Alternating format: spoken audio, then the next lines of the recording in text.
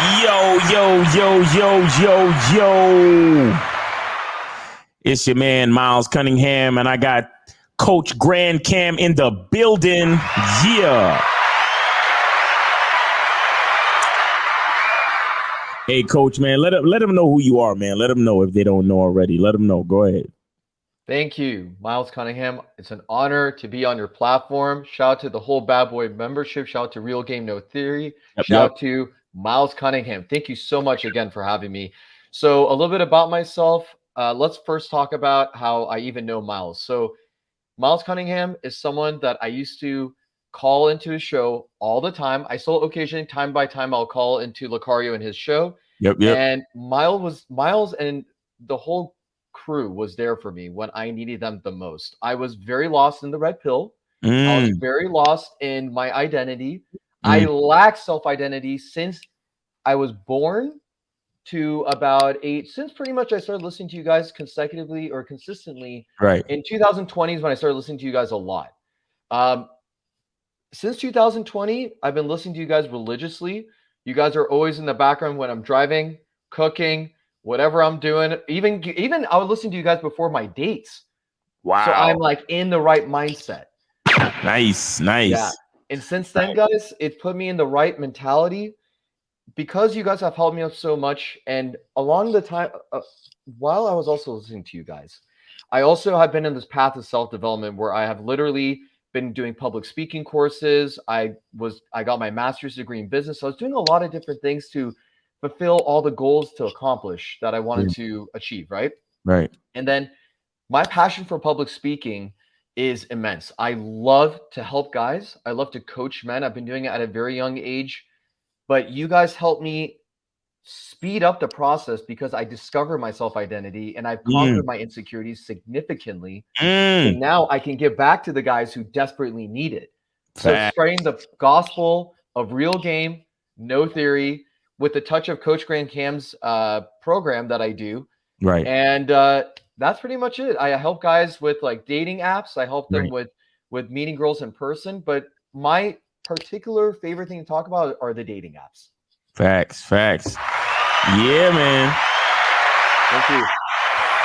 Yeah, man, that's Coach Grand Cam, man. You know, me and this dude, we've done a couple of collaborations before, and we always, you know, talk behind the scenes, and it's always a privilege and an honor, you know, to collaborate with like-minded individuals that are always taking it to the next level. But before we get into all of that, you know what we got to do first? Everybody has game. The thing is, though, is your game weak or is your game strong? See, that's the difference. See, having weak game is synonymous with having no game. But you have game, you have a strategy to get what you want, but your strategy might be weak. I always tell these guys, snap your fingers. And I'll tell them, snap your fingers. Like, you hear that sound? I'm like, what is that sound? Bitch, that's a 17-year-old that just turned 18. That's a 19-year-old that just turned 21. They are just, they're everywhere. Hi, how you doing? You think I give a fuck about how you doing, bitch? All I want you to motherfucking do is open your mouth and say something so I can hear how your voice sounds so it can tell me how the fuck to get at you. Your feelings are not facts. Because you feel like whatever you feel like, you can't get me to believe that there's more than two genders. You understand what I'm saying? And truthfully, I'm not sorry because I can't really make facts out of your fucking feelings. Matter of fact, fuck your feelings. There's only two genders. Only two genders. You trying to tell me that genders are neutral and niggas is trying to come up with 92 fucking genders, bro. There's this narrative now that it's okay for a man to cry, and it's really pushing this sensitivity, express yourself, express your feelings. One thing I've always respected about my father growing up, I never seen my dad cry. Me and him would get into arguments, we would go at it, we would fight. I would say the harshest things to him I could to hurt his feelings, but I never broke him. Shoot, just the right pair of shoes get your dick sucked. Just the right pair of shoes. Women don't, seriously, you could look like Boris Joe. You'd be 6'8", you know, have a print down to your knee. They look at those shoes, they bust, they just like, oh no, not him. Nah, boo-boo. The bitches shine because of the nigga. Period. Like, and when it's functioning correctly, that's the way it is. So, on that note, dick is a gift. It's a gift. It's a gift.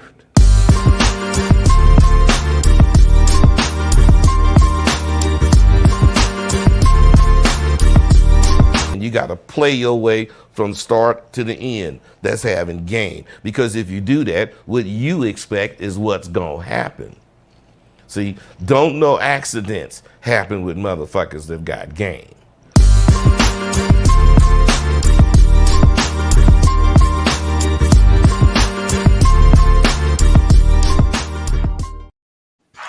Woo! Yeah, man. And you know, since we are going to be talking about masculine identity and developing your masculine identity, we know we got to get into this. Some people think you need a sports car to get what you want. Some people think you need $1 million. Some people think you need looks, status. The only thing you need is what they can't get unless they come straight to you. And that's your identity.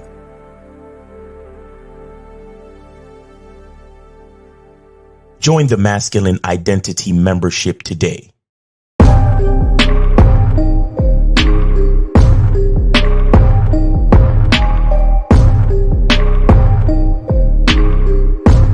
MasculineIdentityMembership.com.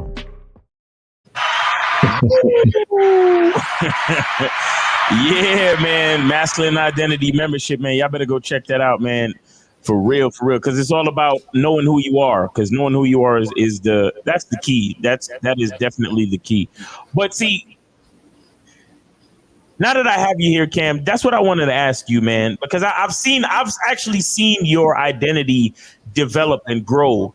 You know, through the time that, you know, when you used to first call in, to the time that, you know, I discovered you on social media and checked out your stuff, to what it is now. So I wanted to ask you, what's your view? Like, what does masculine identity mean to you? Yeah, masculine, that's a great question. Masculine identity to me is the embodiment of who you are as a man. In fact, I have in my coaching program, I offer online courses that are included within the program. So if I'm doing one-on-one coaching with someone, I also I direct them into these pre-recorded videos that I made about foundation, program, boundaries, standards, like how you go about life. And I think an identity is... Hold on, Rook. I just sorry to cut you off, but if somebody's listening, sometimes while you're talking, they're going to want to go to the website. So what's the website? Oh, thank you for suggesting that. Absolutely. So, well, my website is www.thegrandmale.com. That's the name of my company, The Grand Male, which is like right there in the virtual background. But these are things that if they actually type in www.thegrandmale.com/courses, that's a list of all the courses that I have. And the one that I'm referring to in this response to your question, Miles, is creating your foundation and program. So a masculine identity is important because what happens is a lot of guys, they don't realize that they're in the identity of the media, society, their family, their friends. And here's another thing too. You could also be in the identity of yourself, but you're really not in the identity of yourself, because what happened is you're in an insecure place your majority of your life. Right. So you think, well, I'm this way. I'm being me. I'm being authentic. But what they don't realize, Miles, is that their inauthentic side of them is not their true representation of who they are. Their inauthentic side has been created due to trauma that's been unresolved. Exactly. Due to all these like situations where their family, society, and the media has hampered down on them and have hurt them in an emotional or physical way. And mentally, what they think they're doing is they're going about their life in the most authentic way possible. But what has happened is that one tiny little thing happened when they were 8 years old has transpired and snowballed and snowballed. And here's the thing, Miles, to finish this off. When you have one tiny little leak in your brain, right? Just one tiny little leak that's this big, it trickles and it becomes something even more massive. Facts. And that's the thing where guys think they're in their identity, but they're really not. Right. Exactly. I mean, it's crazy because I speak to guys, every once in a while you get a guy that calls in and said, how do I develop my confidence? How do I, develop that ability to not give a fuck about what others think? And, I'm always down on myself and And it happens so often. I asked him, I'm like, did you grow up in a strict household? Did you grow up in a household where your parents used to like get mad at you and berate you and be down on you? Because a lot of parents, they parent out of fear. You understand? So when a child comes home with a B plus, and I talked about this on a previous show recently, when a child comes home with a B plus, instead of saying, wow, I'm proud of you for getting a B plus, just try to do better next time because I'd like to see some A's on your paper because we strive for the best in this family. Instead of saying something like that, they'll say, oh, get that B out of my face. Like, how come you didn't get an A? What's wrong with you? Are you stupid or something? I didn't bring no B student into this world. And if you're not getting an A, you're not my son. You're what are you? You're a piece of shit. Like, do better. And, that's not good enough. Fuck out of here. Like, you know what I'm saying? And so it's a lack of positive reinforcement. It's a lack of confidence building. It's, so many children, so many of us, period, have grown up in different types of traumatic and negative experiences, and we don't even know how much it affected us. You understand? Facts. Like I remember there was times in my upbringing, and shout out to my moms because these are things that she kind of apologized for later on in life. But I remember there were times in my life where she would ask me, who the fuck do you think you are? Like I would do something and she would say, who the fuck do you think you are? And I would say, nobody. You know what I'm saying? Oh, and that conditions you too. That's what I'm saying. But this is when I'm real young, and honestly, bro, it took like years of learning, years of reading books. And I've even had a couple therapy sessions myself where my therapist broke me down to the bone and I started bawling. Bawling like crazy waterworks, you know what I'm saying? And honestly, I think that's different from just like, because they say men ain't supposed to cry and all that type of shit. But when you in therapy and your therapist, because she put me under some hypnosis, like she like it wasn't like hypnosis, but she did this thing where she turned the lights down, she lit candles, and she took me through a sequence of questioning that kind of disarmed my ego and disarmed my defenses.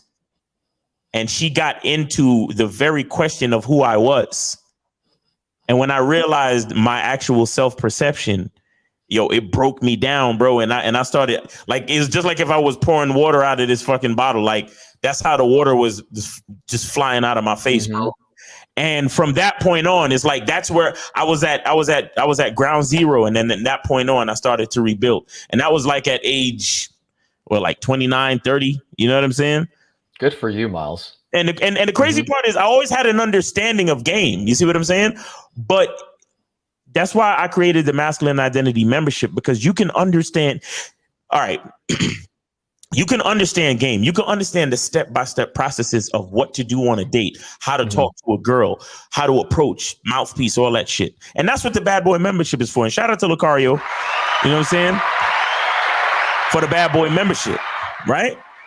But unless you have a true understanding of who you are, all that step-by-step stuff, it's hard to fully grasp it, because you can listen to the Bad Boy Membership and just do the steps and get bitches. You could.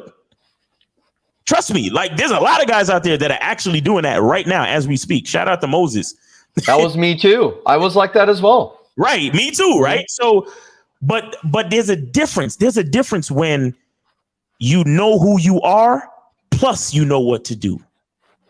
You see what I'm saying? There's an entire whole difference when you know exactly who you are, plus, and then in addition, you know what you do. So that's why the bad boy membership is what you do, but the masculine identity membership is who you are. You understand? And when you truly understand who you are, that's like when you get the glow, like at the end of that movie, The Last Dragon. You know what I'm saying? That's when you get your Super Saiyan, like, your hair changes and everything just starts to click, because it's like you're not just saying the words because you heard Mr. Lucario say it. Now you have embraced, you embody the words. You understand? You're not just saying a script. You're actually You're actually saying your own fucking words. Although they might be parallel to the stuff that you learned in the Bad Boy membership, but it's like you're saying the words now. So when a woman hears you speak, she's hearing you actually speak because you're coming from an authentic place, and that's one of the most beautiful things that we offer over here between Lucario and myself, being the bad boys of the dating game and all that cool shit. What we offer to guys is a genuine experience. You understand? Because that's why we say real game, no theory, because it's not about looking at what other guys have gone through with women, or looking at the statistics, or looking at the fact that 80% of women file for divorce, and looking at the fact that Western women are a certain way. It has nothing to do with that. It has everything to do with you figuring this shit out for yourself, and you writing your own book and doing what you're supposed to do based on your own identity. Because guess what? Because I'm different from everybody else on this planet, my experience is going to be different. So I can't worry about all the statistics. I have to work on this shit my damn self. You see what I'm saying? I have to do it myself. I love it. Yeah, man. And guys, the phone lines are open, 516-387-1224. If y'all want to call in, and if y'all want to put any questions in the chat, we'll get to your questions. But Ken, what do you think about that? Like, the difference between what a lot of these other content creators do as far as the statistics, and letting so many other things influence their mindset when it comes to, themselves and dealing with women. Absolutely. And really quickly before I answer that, shout out to the chat. Thank you guys, Christian Soto, and there was someone else, Happy Life. Shout out to you guys. Shout out to the whole chat. Thank you guys. Shout out to all the mods as well. Yep. I wanted to, yeah, absolutely. So, you mentioned, before we get to the content creators that talk about statistics and stuff, and everyone from that whole community, right? Right. You mentioned about the Super Saiyans, right? So obviously you're familiar with Dragon Ball Z. Yeah. So there's this one, I want everybody that after they're done watching this live stream of us, go on YouTube and type in Frieza, which is the name of one of the villains in Dragon Ball Z, F-R-E-I-Z-A, and type in, what are you? So it's Frieza, what are you? Miles, I don't know if you remember that scene when Frieza sees Goku turn Super Saiyan for the first time, and then he says, what are you? Or he says, who are you? Or what are you? It's one of those two things. Yeah. And Goku has the most beautiful masculine self-identity moments right there, because men with identity, they are able to see when other characters speak on their own masculine self-identity. Mm-hmm. And it is so amazing. So Goku literally says, I'm the protector of the peace. He says all these like random things, but it defines who he is. Hold on, I think I found it. Hold on, let me see. It's a very, yeah. You gotta skip some parts of the clip, but then it gets to where he's like like that. Right then.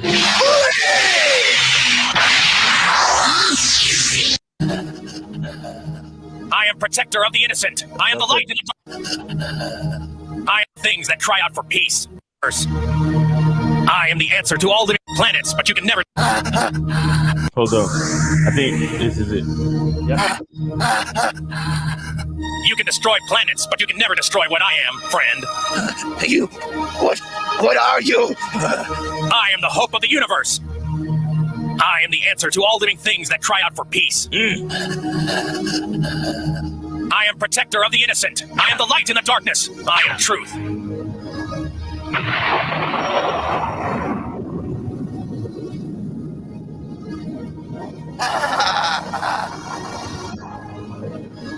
Allied to good, nightmare to you. Allied to good, nightmare to you.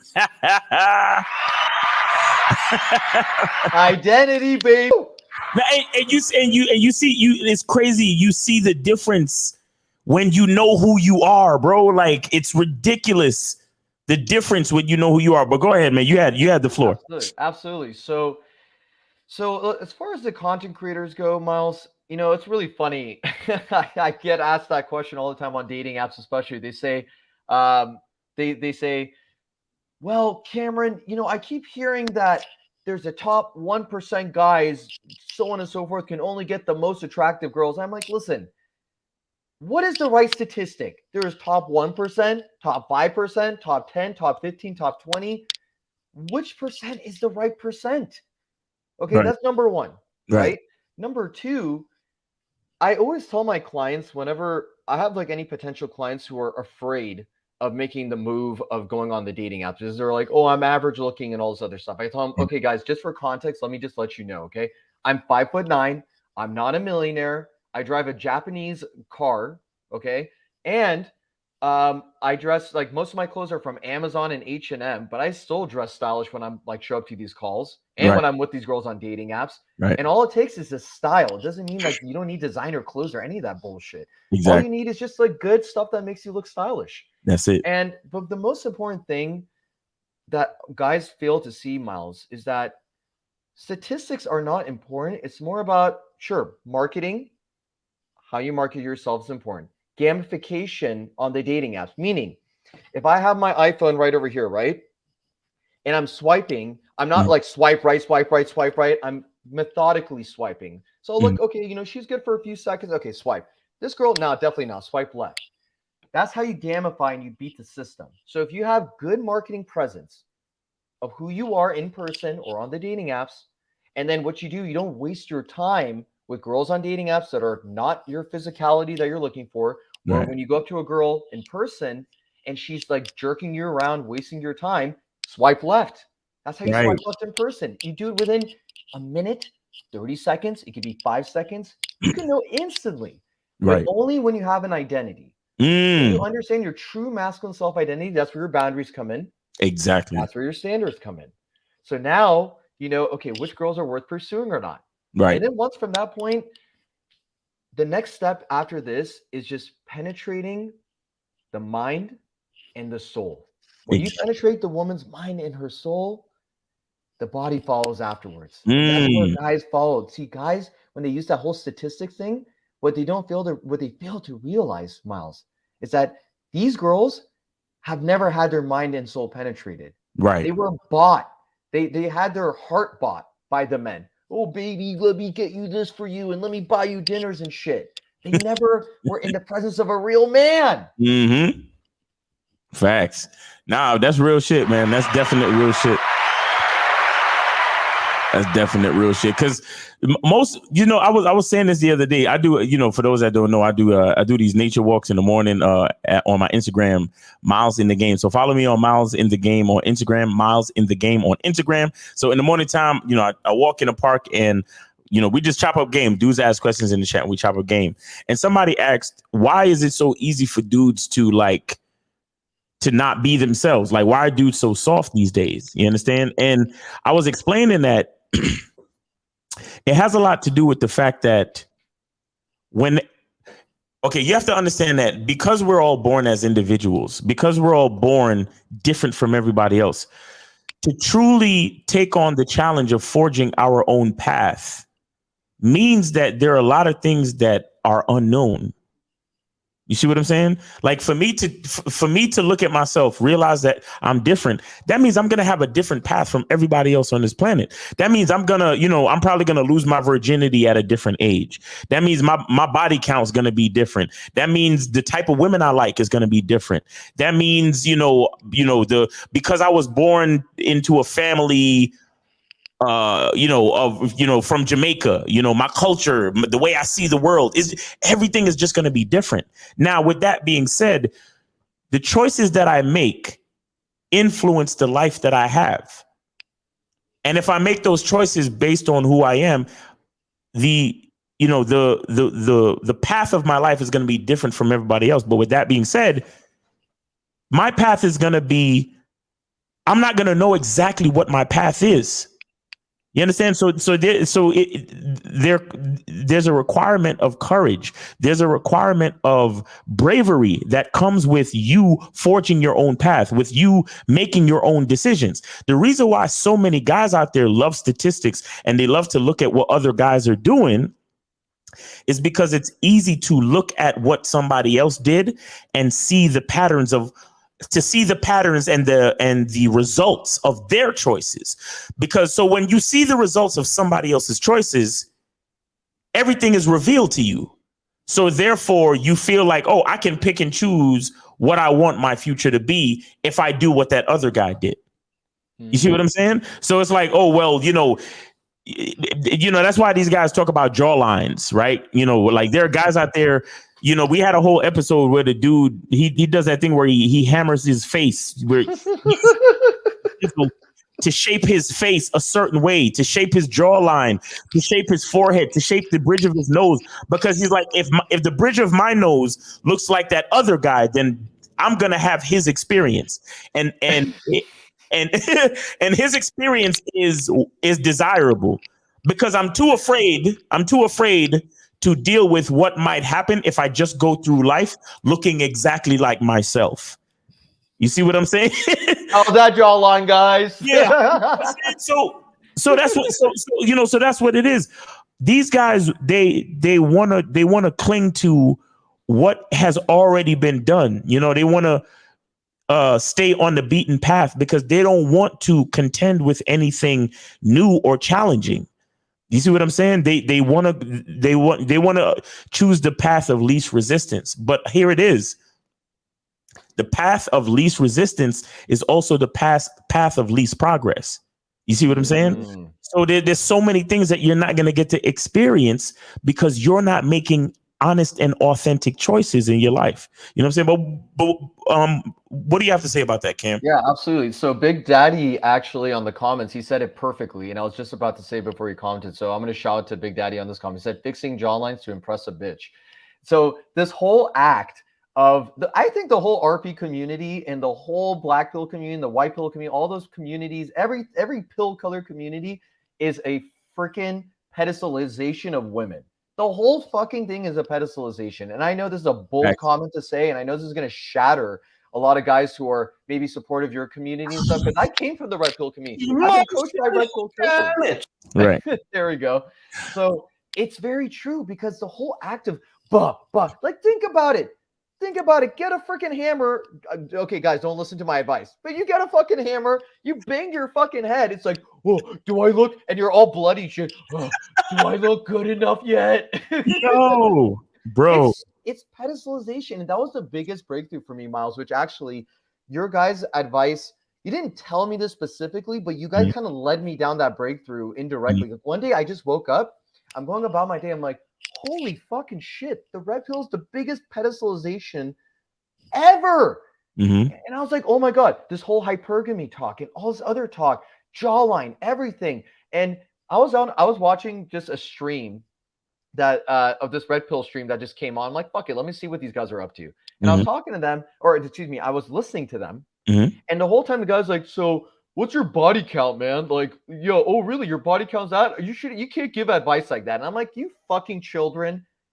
None of you guys don't. And I'm like, just thinking the whole time, real game, no theory, baby. That's what the facts is. Because, all this excessive stuff that guys do. See, I want to share a quick story. It's that these guys can benefit from.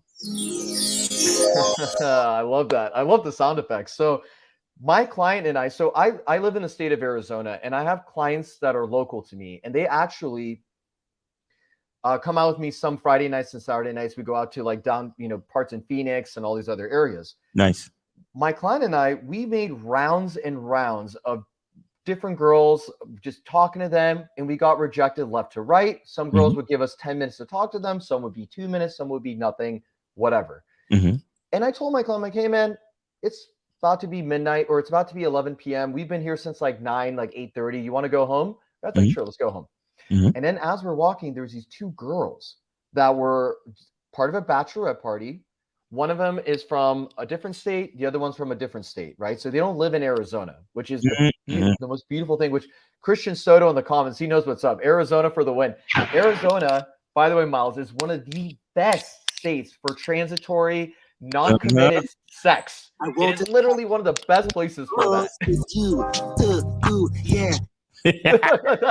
So what happened was so I approached the girl first. Me being the coach, usually my clients, they have me go first and do my thing. And I approached them very authentic. Yeah. Yeah, and it was very authentic. It wasn't this stupid, weird, like, hey, what's up, baby? You hang out? I was just like, hey, what's up? I just noticed you girls chilling on the curb right now. What you guys up to? You Right. look like you're kind of bored right now. And the girls are like, oh, bachelor party, whatever. So Right. they have been separated, but they were looking for some fun. Me and my client, we sat on opposite ends. So it's me, girl, and then my client on the other side.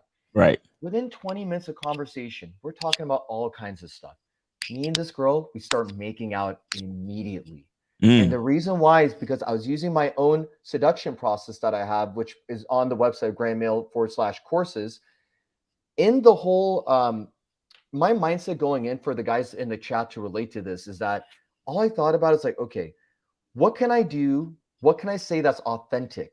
Right. And how I truly want to express myself, not just to get in her pants, but truly how I want to express myself and get her to feel liberated around me. And that's the mentality that I teach in my seduction course, which is I am your liberator. By you saying I'm your liberator, just like a guy saying I will be rich or I am rich, I am healthy. It's the same thing when it comes to seduction. Affirmation. So, exactly, the affirmations. Thank you.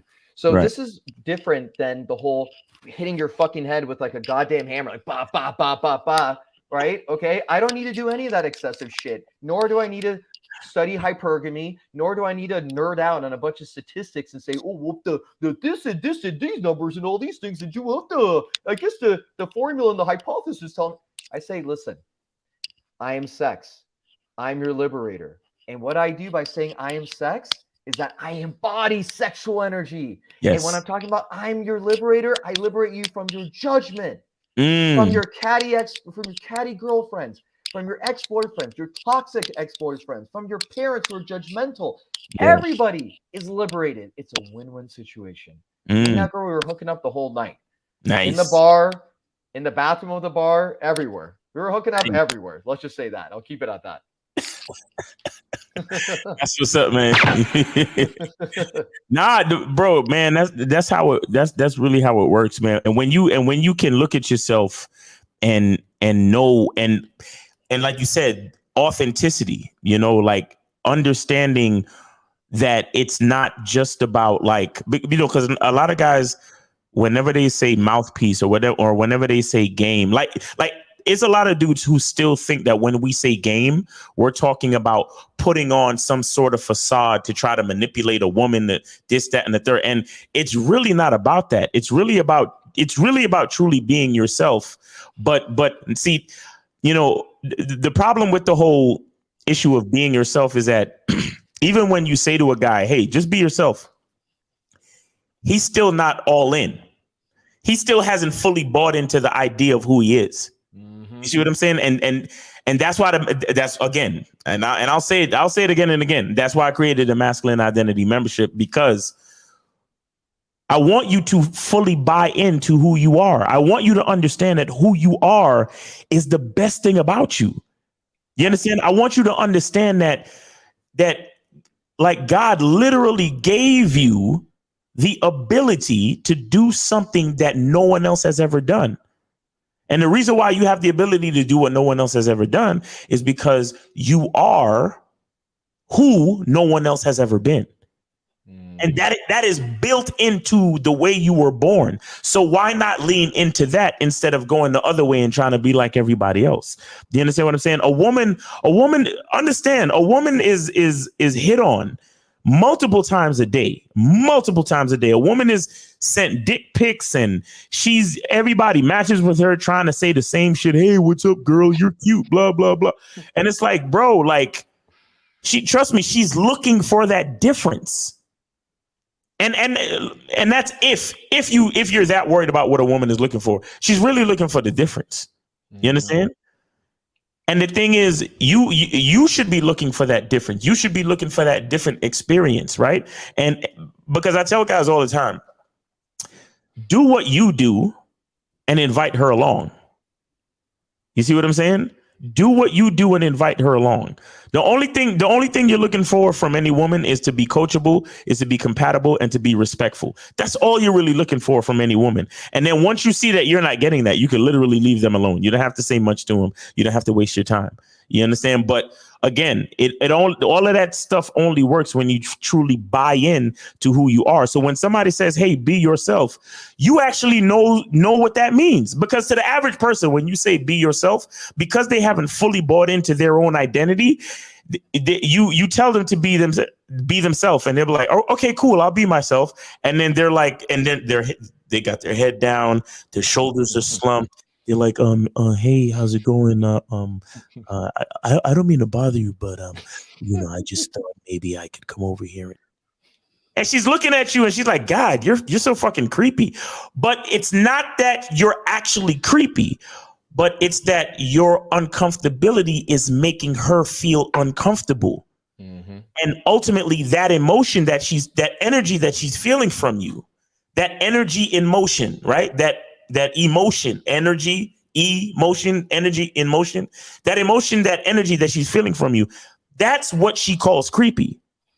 Because she realizes that you're not comfortable with who you are.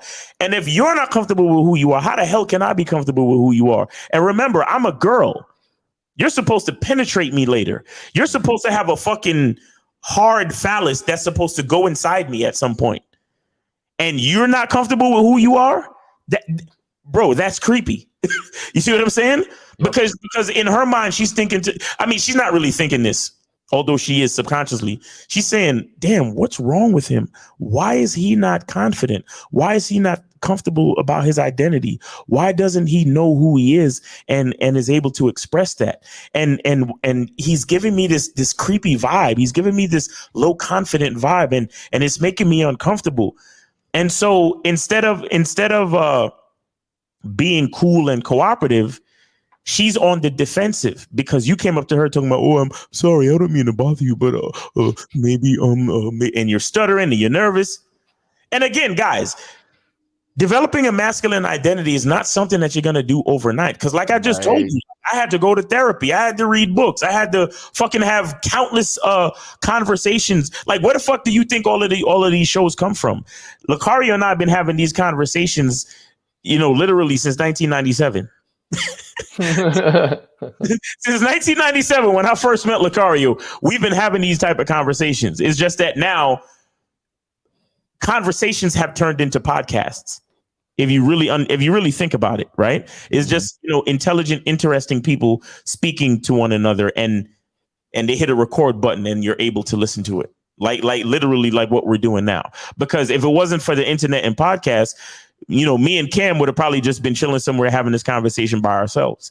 You see what I'm saying? Just talking about masculine identity and why it's so important. You understand? But at the same time, it's something that you have to work on. It's something that, and the reason why I say this is because this is the reason why it's a subscription based membership, and there's new information every time. This is why even Cam, he's called Coach Grand Cam, because it's not just a one-time shot. People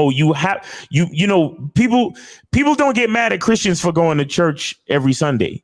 You know what I'm saying? People don't, worry about the fact that, you got to go to university for 4 years. And even after that, you might end up going to grad school. And even after that, you still got to keep up with your certifications and always go back to educate yourself again and again and again. So what the hell do you think when it comes to your identity? What the hell do you think when it comes to dating and managing your relationships with women?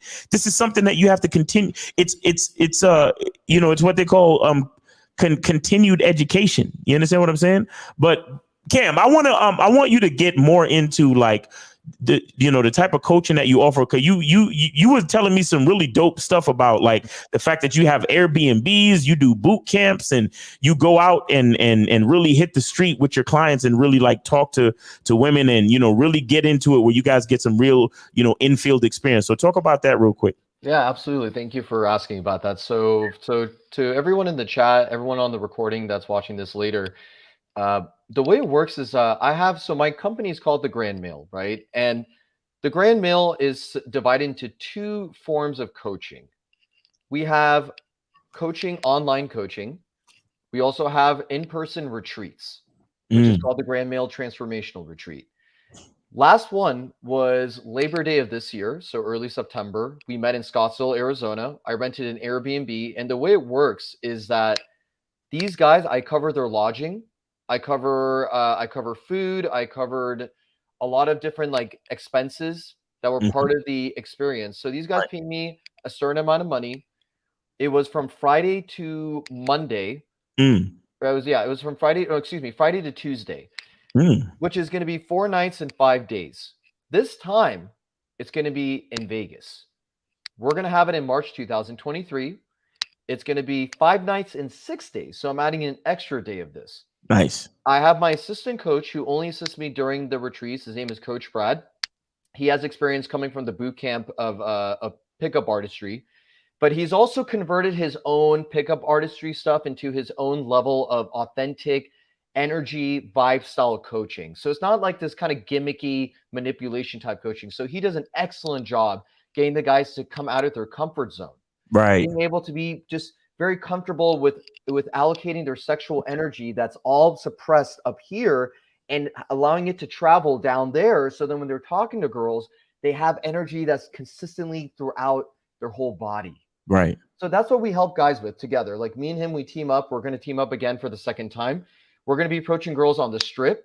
We're going to have a experience where we're going to be at the nightclub, which is on a Sunday night. If it should be open on a Sunday night, they have their pool open as well in March. So pretty much it's going to be getting these guys to talk to women, getting them comfortable with their identity. We have speeches that we cover at the Airbnb where we talk about identity, trauma clearing, talking about seduction, the mentality of I'm your liberator, I am sex mentality. I get into very deep, profound talks about this. We also talk about how music, for example, by The Weeknd, is very good to use during the bedroom experience. And I teach guys every move I make to every beat of the Weeknd. I'll say, okay, at this part of the song of The Weeknd, I'm going to move my hand and put it on her thigh like that. So a lot of guys, they don't know how to do that. Right. And what they do is, like, let's say the song is super fast, they'll go really slow with their penetration. I'll say, guys, listen, this part of The Weeknd, the song is fast. Give her a fast, medium stroke. Ba, ba, ba, ba, ba, and then retract for about 5 seconds. Then go back maybe like 10 seconds after, kiss her neck while you're doing this. So I give a lot of details. I get very methodical about it. Yeah. And I love to give the guys the details on it. So that's pretty much what a glimpse of the retreat looks like. But and that's done about twice a year. Okay. But my online coaching looks like this. It's usually a 4 to 8 week program, depending on your skill level. Right. And what we do is you get access to all my online courses. You also get access to a community called the Grand Male Community. And everybody gets to chat and get to meet each other. I post like videos. I post different articles about different things that helps you get you into your masculine self-identity. Nice. And these guys can hit me up anytime. So if they have a question, let's say on a Friday night day, if our coaching calls are on Mondays, but they're like, yo, Cam, I need a quick question. Boom, boom, boom, boom, boom. Send me a message on the community chat. I'm by my phone. I'm glued to my phone 24/7. So this is by me. This is literally like my business right here, right? So if somebody sends me a message, yo, Cam, can you give me something really quick to like wear for the date that I have coming up? I'm like, yo, just wear the t-shirt that you always like to wear and wear some solid jeans that are tapered to your leg. Wear some sick ass shoes, maybe some Chelsea boots. You're set, dude. Go ahead. Enjoy your time. Thanks. That's what's up. All right. So, all right, let's break down masculine identity. So you just talked about fashion, and you just also talked about, like, for example, bedroom repertoire. Right. I like to also add in, as far as resources, your money got to be right. Right now, you don't have to be rich. You don't have to be rich, but your money has to be right for whatever level you're at, at the moment. There's other things like your health, your fitness, like in your opinion, if you had to pick. All right. I'm a firm believer that there's always a trinity, right? It takes three legs to make a table stand. And there's always a holy trinity. I always believe in 3. Like I think the best roster is a roster of 3. You see what I'm saying? That's just me. So give me the three pillars or the 3 main parts of the masculine identity that you think is most important for you? For you. Great question. I would say the 3 pillars of masculine identity. So if we have identity and then we're going to trickle it down to 3 pillars, I would say boundaries, standards, and shout out to 1950 for this, roles and responsibilities of a woman. Those are the 3 things for me. So it's boundaries, standards, and what are the roles and responsibility of a woman to you? Okay. So, all right. So give me some examples of your boundaries. Absolutely. So a boundary for me would say, if anything is blatantly disrespectful, Right. or seems, I want to emphasize, seems disrespectful, Right. I'm going to call it out. Exactly. That's it. Because here's the thing. I know a lot of guys out there are super, super feminine, and they're going to be like, they're going to be sarcastic in their disrespect to you, right? To whoever's in the chat, whoever's listening. We all have gone through it. And they'll sarcastically say something like, "Oh yeah, bro, you can't get any pussy." Or they'll say some shit like that, right? And you're like, dude, what the fuck, bro? Like, why is this necessary? Right. Right. So and I talked about this on my retreat, because a lot of my clients on the retreat, they said, well, would you consider this disrespectful? I'm like, well, for me, I would, but let me ask you, do you consider disrespectful? They said, yeah. I said, well, why are you still friends with this guy? Right. Well, I mean, I know him for this amount. I said, listen, your peace and happiness is the most important thing in this world. Right. If you don't have it, your peace and happiness is rattled, and you are in the identity of that piece of crap, masquerading you around, will never take you seriously, and never gave a shit about you in the first place. That's why I'm able to sever ties with so many content creators and friends and family who don't belong in my life. And I respectfully do it, to the best I can too. I don't try to say like, F you and like move on with my life, unless they literally were being blatantly disrespectful. Right. But, for me, that's a boundary. Can I tell you what a standard is? Yeah, standard. Okay. Yeah, let's get it. So a standard for me would be like, I live and eat healthy. So I expect the women in my life to be healthy and to eat healthy and live healthy, or at least be motivated. At least be motivated. So she doesn't need to look like a fitness chick with a big old booty and like, perfect shaped tits. But if she's in decent shape that I'm attracted to, but also is like, Cameron, I'm ready to hit the gym. I'm ready to go on this lifestyle of eating that you have done for yourself. And I see that you have like a good physique. Teach me, train me, coach me. That works for me. Also with my guy friends, because I eat and I live healthy, I expect my guy friends to be in relatively good shape as well. So I don't want to be surrounded by a guy, Miles, who's like, if we come from the bars in Phoenix and we get back to my place and he's just chilling on my path for a little bit before he goes home so he can sober up or whatever. And the guy's like, yo, let's order DoorDash. And it's like 1 a.m. I'm like, dude, I'm not going to order DoorDash and get a greasy cheeseburger at 1 a.m. because that's just going to be excess calories. It's going to make me fat. I'm going to feel like shit the next day. It's going to spike my insulin, spike my blood sugar, and I'm not trying to get diabetes up in this bitch, okay? I'm trying to stay healthy and clean. Real shit. And then the third one was the roles of women? Yeah, the roles and responsibilities for women. So for me, I would say a role for a woman would be, I'll say in particular to like a role and responsibility, we're going to consolidate them together. She needs to be, first of all, okay with what I do as my profession, right? I coach men. I help men get pussy, and I also help men get their identity in check, right? So if the girl that I'm talking to is not okay with that, if she doesn't like the fact that I have pictures of girls with me on my Instagram, which is Coach Gray and Cam, so you guys make sure you follow me on Instagram. Coach Gray and Cam is what it is.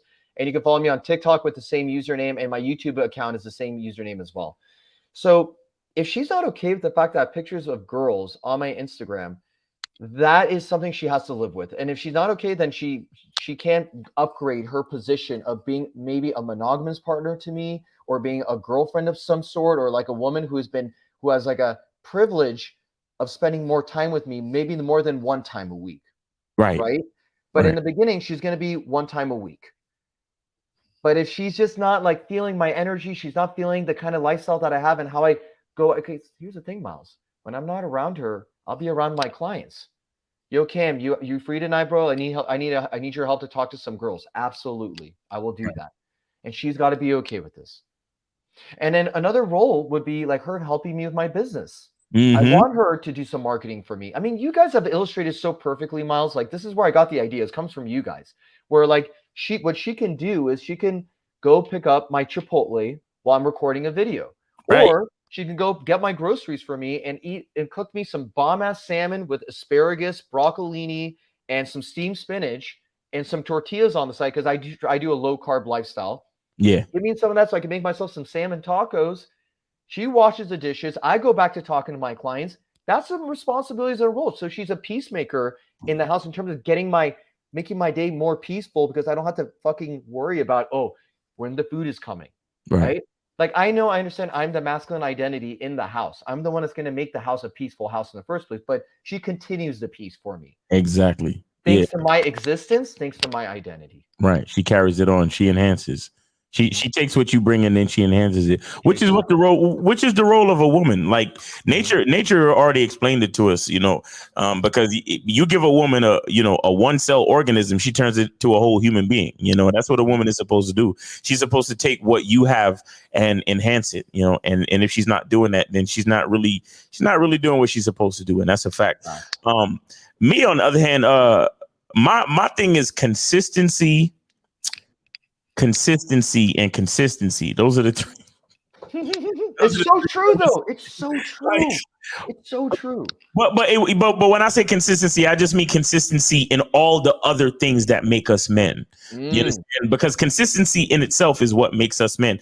And here's the thing. Here's the reason why I believe so much in consistency as opposed to motivation. Because a lot of guys love to, they want to feel motivated. Right. But here's the thing with motivation. Motivation is a feeling. And sometimes we're humans.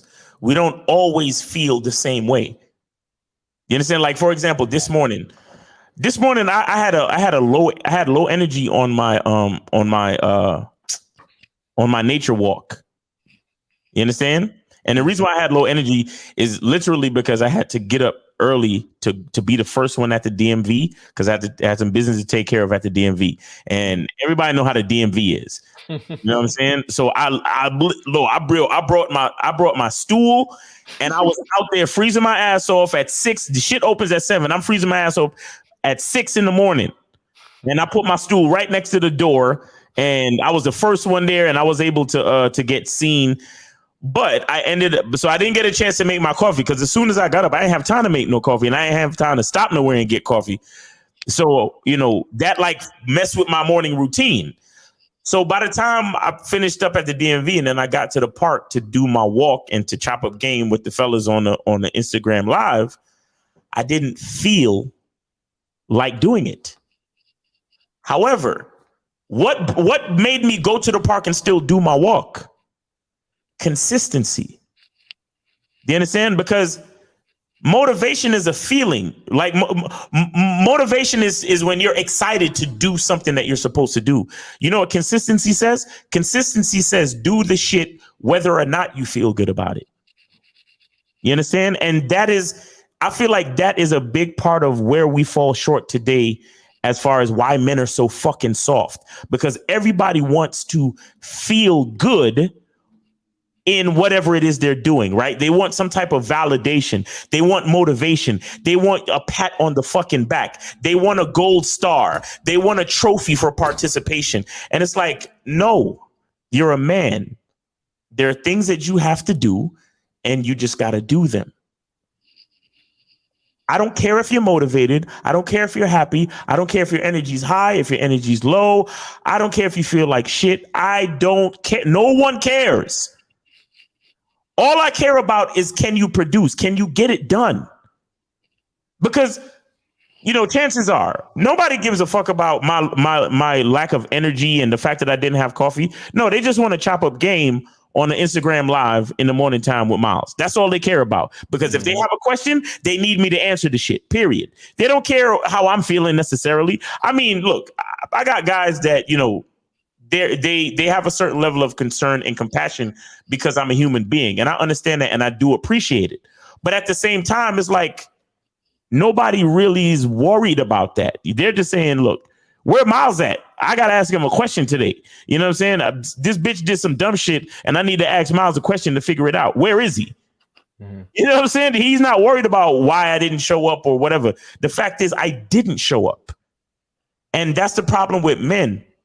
A lot of us are not showing up. And when we don't show up, you don't even know how far the disappointment goes.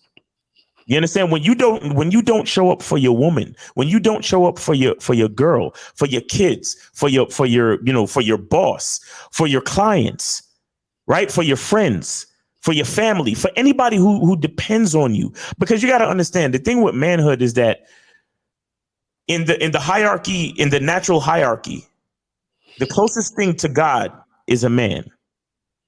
You understand? So God in nature is responsible for the sun coming up, is responsible for the air we breathe, for life, for the sustenance of life itself. And who's dependent on the sustenance of life? Everyone. So if the man is the closest thing to God, then who's dependent on the man? Everyone. Yep. You see what I'm saying? And that's the thing with us men. It's two things. It's two things. We don't take our position seriously enough. And because we don't take our position seriously enough, we don't understand our true value to the rest of the world. So that's why we fucking approach a woman like, oh, excuse me, I don't mean to bother you, but no.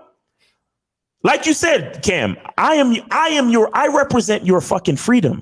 I represent a source of your confidence.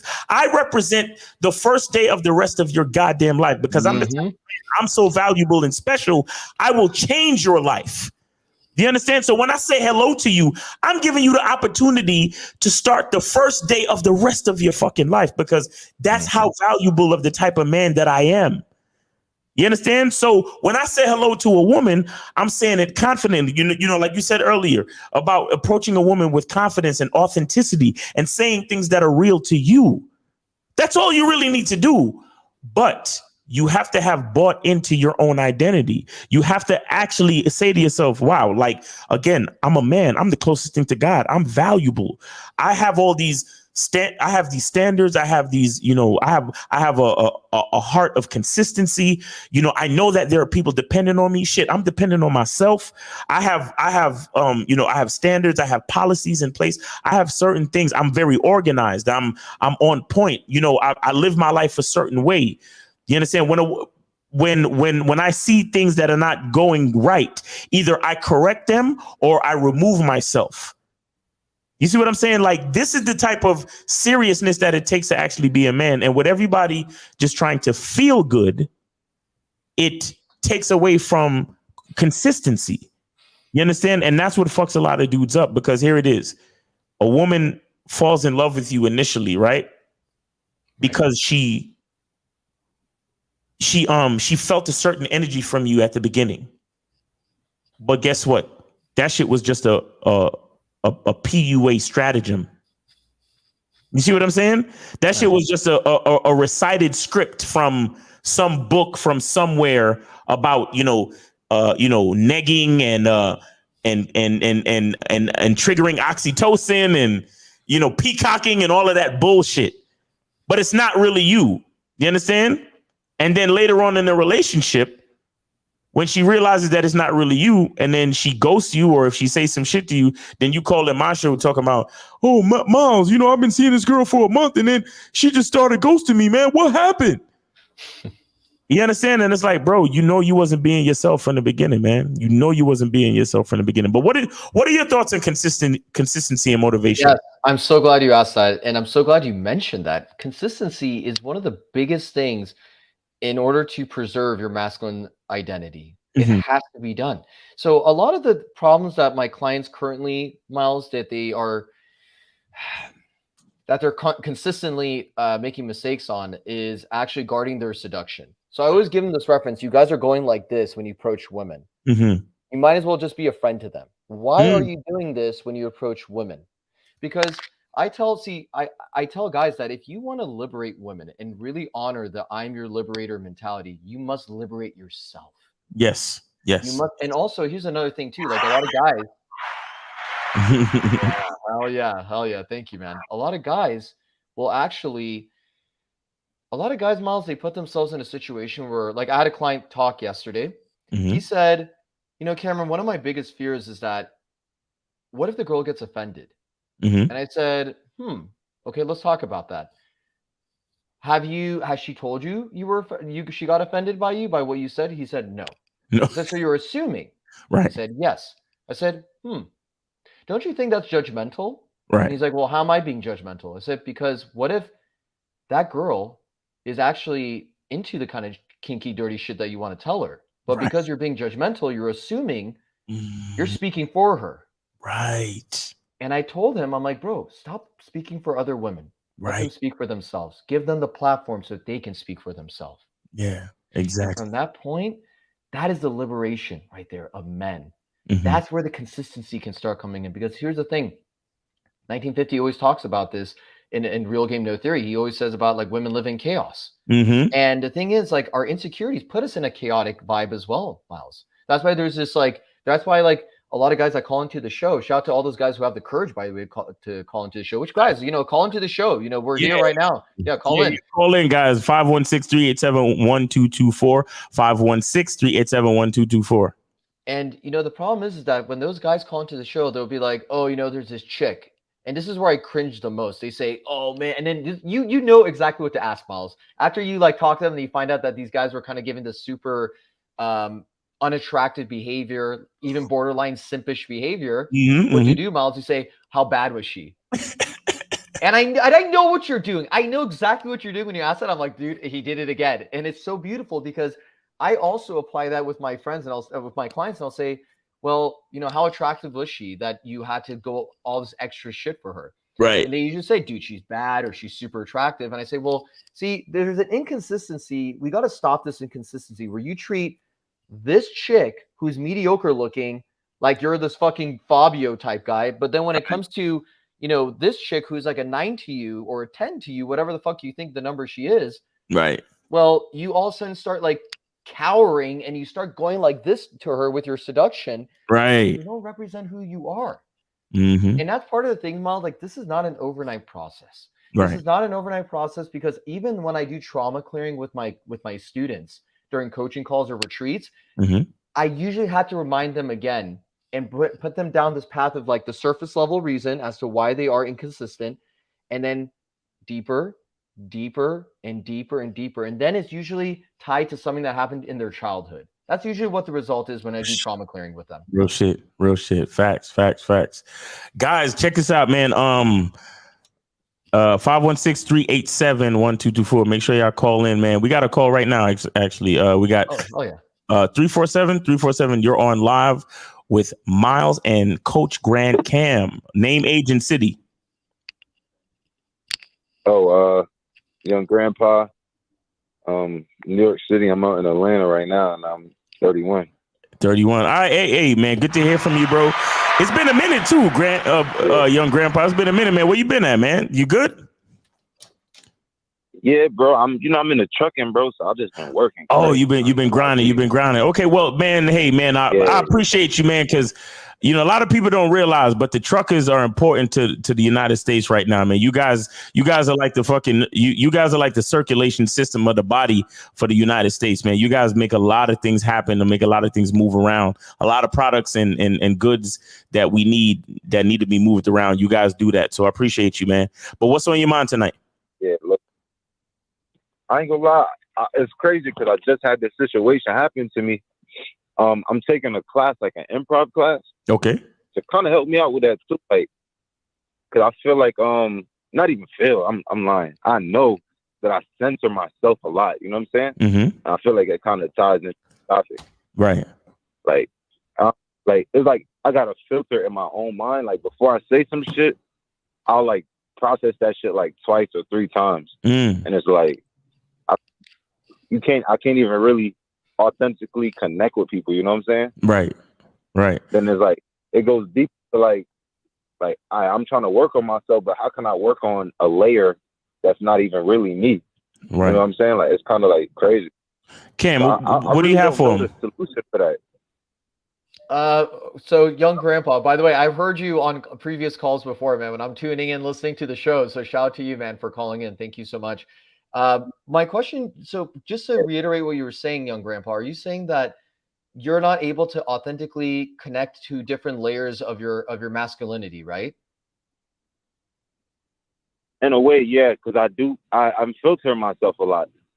I filter myself all the time, bro. Like Okay. What is filter? like 90% of the time I'm filtered. All right, so give an example of the process. Like what's going on in your mind when that happens?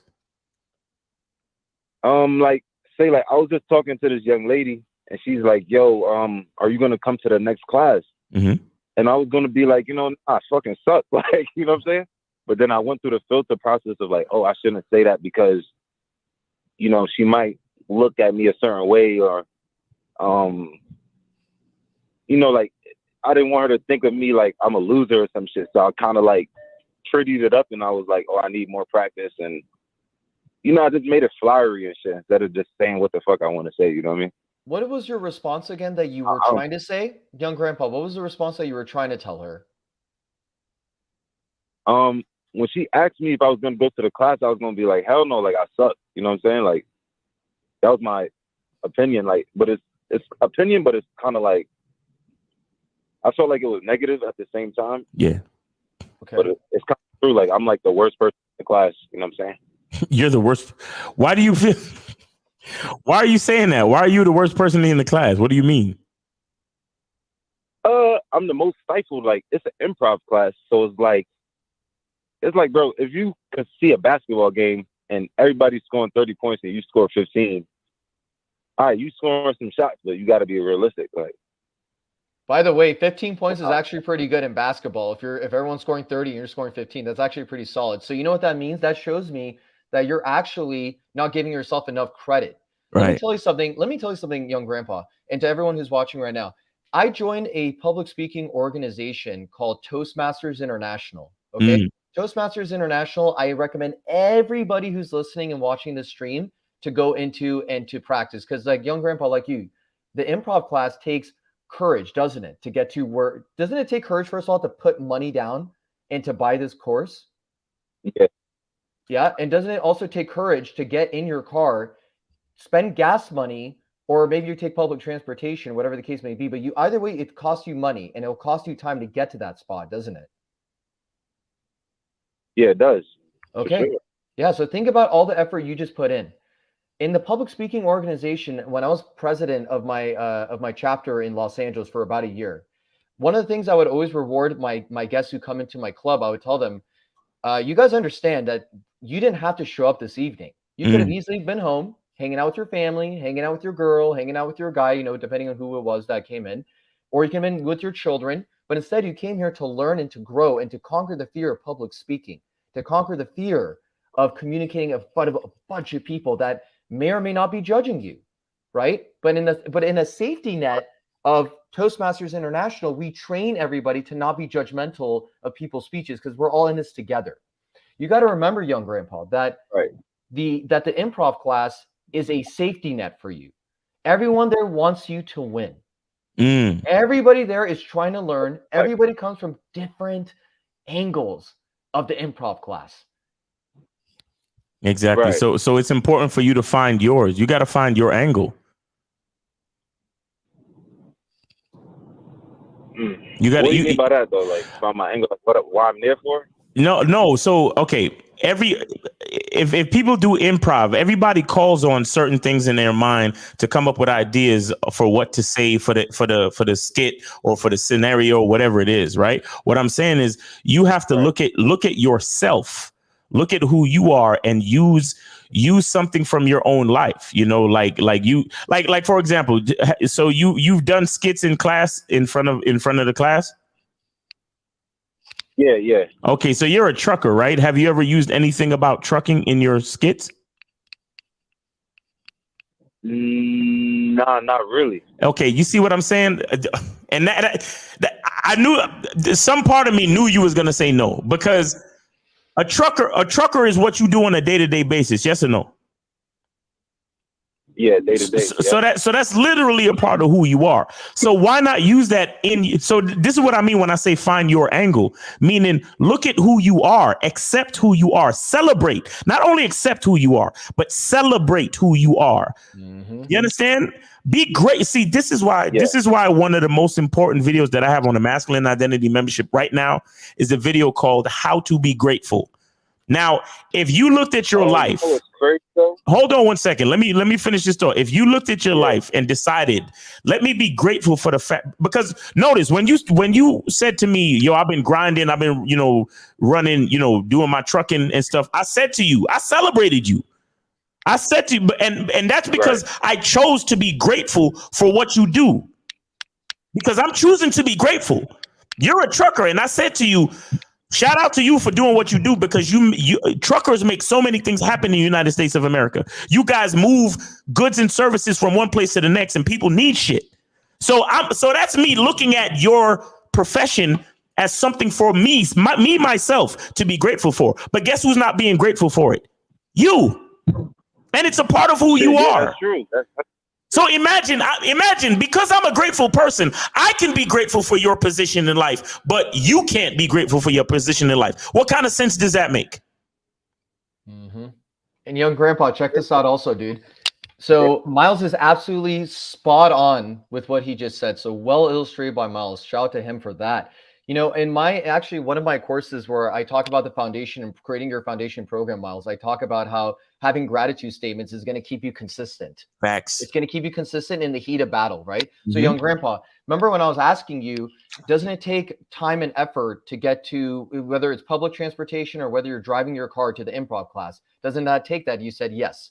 And then I said, doesn't it also cost money to be in this class? You said yes. So first of all, here's some gratitude statements based on what Miles said. I'm going to piggyback off him what he just said. First of all, I'm grateful that I can have the money to pay for an improv class.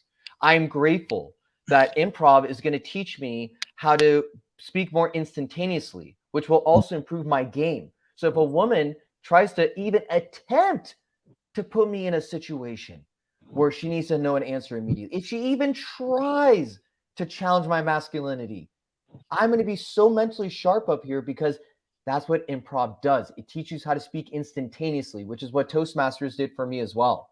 Right. And think about all the connections you're going to be meeting. Right. And then also, to Miles' point, thank God I'm a trucker, that I have the ability to make America continually move 24/7. Right. Things don't stop because I'm part of the trucking movement. And because I'm part of the trucking movement, I bring that energy into the improv class. So people get the ability to meet a guy like me because I'm on 24/7 energy. Facts. Because if it wasn't for me, there will be no food on those counters, wouldn't there, young grandpa? I got to change my mindset, because fuck yeah, brother. Today I'm like, yo, what's up? No, just say fuck yeah, dude. I'm happy for you. Right. Yeah, you were saying, go ahead, finish your thought. Oh, like pretty much I was telling her, like, I'm not my higher self. Like, I don't feel like I'm my higher self because I'm not doing what I feel like I should be doing in life. You know what I'm saying? So I don't know how to balance that out. What you have might not be what you want at the same time. Yeah. However, bro, what you have is what you have, and you have it. All right, young grandpa, where would you rather be?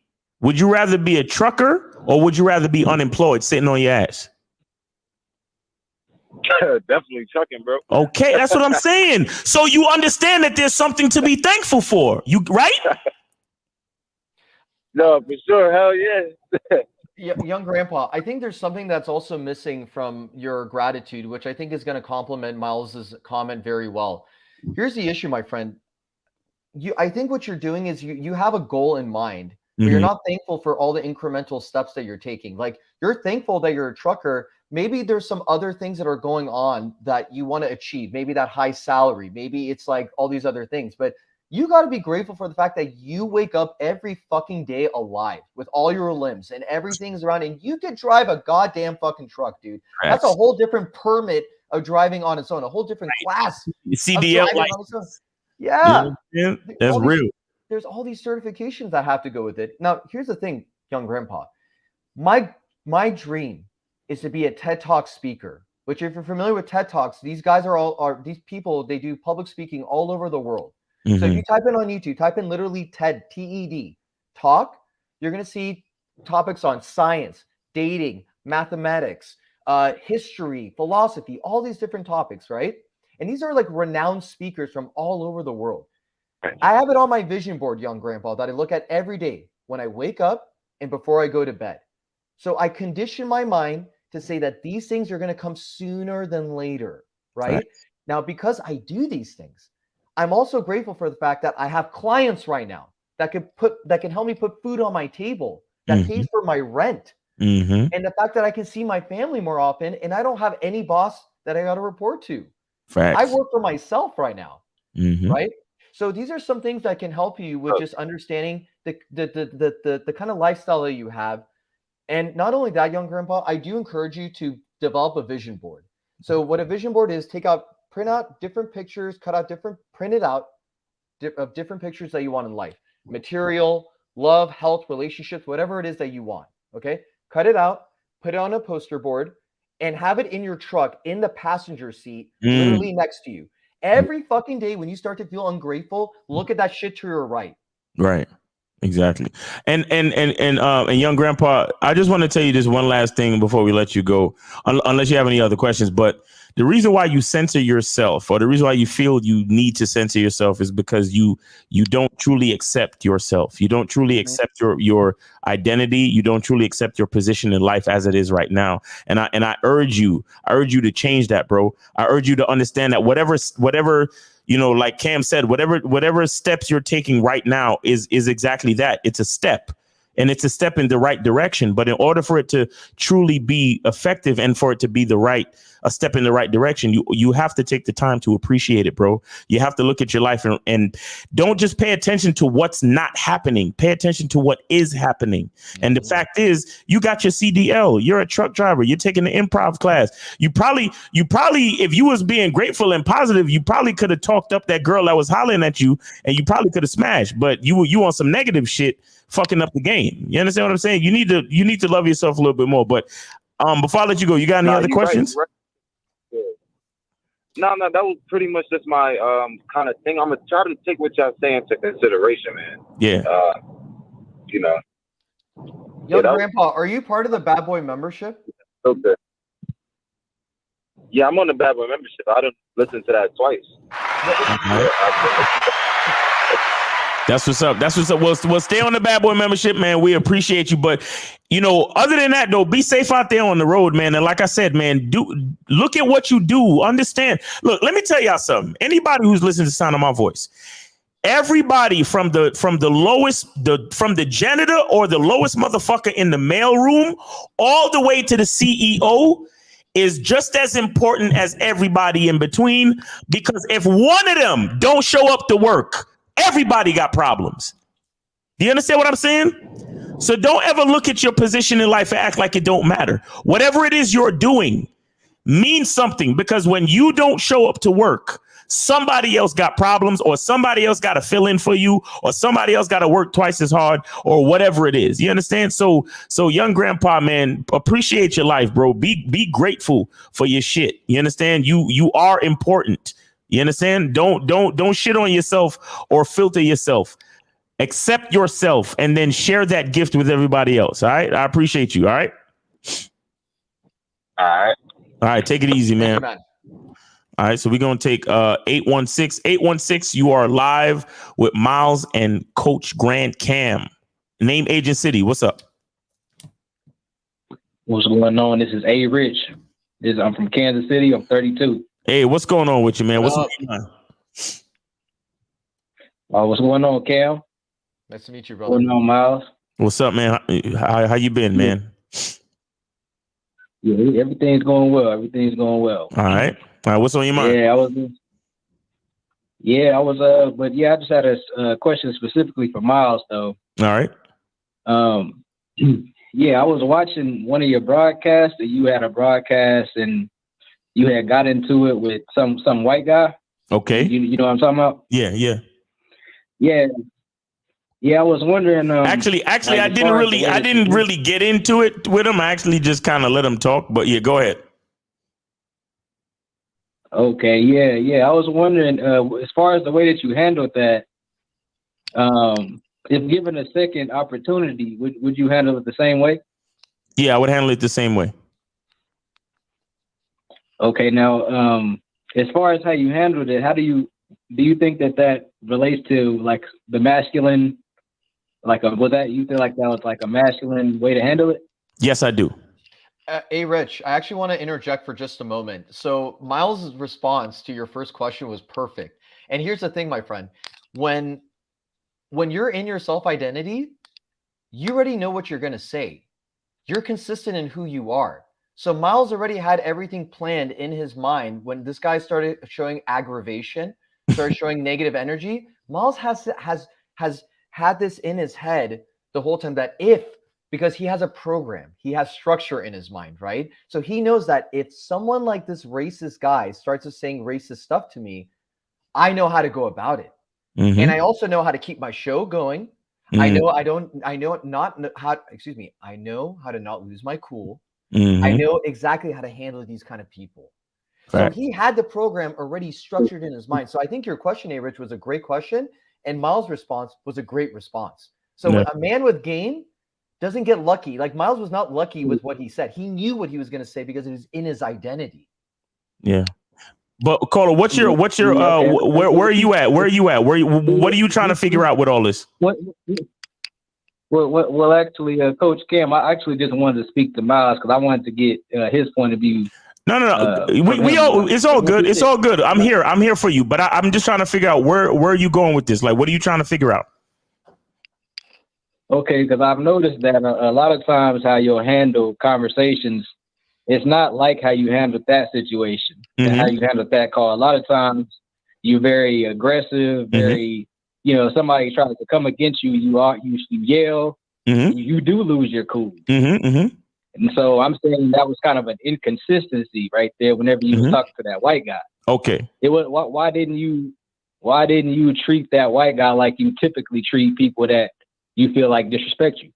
Okay, now I need you to understand something. When you see me go off on guys, I need you to really, really analyze and really look at when I go off on guys. I go off on guys when guys call up and they're being disingenuous about the game. I go off on guys when guys call up and they're lying or being disingenuous about the lesson that they're trying to learn based on why they called in. And understand that I choose to be passionate about the game. I choose to be passionate about self-improvement. I choose to be passionate about the things that can help these men become better men. When that racist dude called up and started to say the things he began to say, I realized that he wasn't looking for an opportunity to have a conversation. He was literally just looking for an opportunity to say some negative racist shit to a black dude on a show. And I wanted him to say it because I wanted the viral moment to happen. Do you understand? When somebody calls in and they say to me, yo, I'm having trouble with this girl, and it's the first month that I've only known her for 4 weeks, and I made her my girl.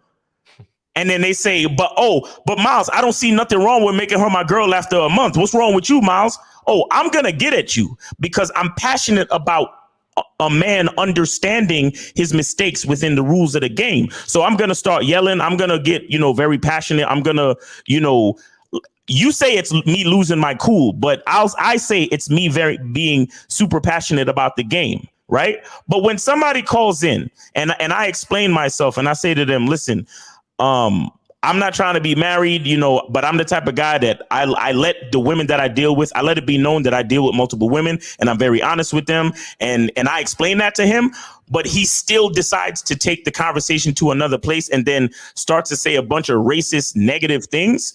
Then I realized that he's not having a conversation. And I don't care about racism as far as somebody trying to be racist to me. What I care about is the game and trying to make the person who I'm speaking to, I'm trying to make sure they understand a better perspective as how to go about conducting themselves in the game. But if you call me up just trying to be racist or trying to call me out my name or just be like, oh, Miles, you short, you fat, you black, you ugly. That's not a conversation that I'm going to really take seriously. So I could sit there and let you talk. Why? Because I know people love to watch, negativity. So I'll leave it and let it happen. And that's what I did in that situation. I hope that answers your question. Or if you have any more, let me know. Yeah, Miles. I don't think that you thought that was going to go viral. That sounds like a cop out. Okay. You have every right to believe whatever you want, homie. Yeah, man. He made you look like a straight bitch, man. That was bad, man. Okay. This is another one of those situations. This is another one of those situations. This is another one of those situations. This is another one of those situations where I realized that you called in just to make that point, just because you wanted to refer to me as a bitch. You're not really trying to have a real conversation. You a bully, Miles. See, okay, real all right, with you. All right, buddy. Folded up like a bitch. Yeah, okay. It ain't no masculine shit. Okay. That's not no masculine shit. You don't let no white man talk to you like that. All right. Don't ever do that shit. Okay. That was an embarrassment. Okay. How come? So how come I don't feel embarrassed then, homie? I feel more embarrassed for you right now. Hey, it beats me. I don't see. You should feel embarrassed. Look how long ago that video came out, bro, and you're still calling me up talking about it. Yeah, I just saw it. Look, yo, you just saw it. Oh, you just saw it. So you just catching up. You just catching up. That was a very poor representation. Bro, there are comments under that video. There are comments in that video like 20 times worse than anything you saying right now. And you know what I did? I liked and I hearted every comment, bro. So thank you for watching the video. That's the only thing I can say to you, bro. You can believe whatever you want to believe. And that's the reason why I let the video go viral, because I know everybody's going to have their opinion.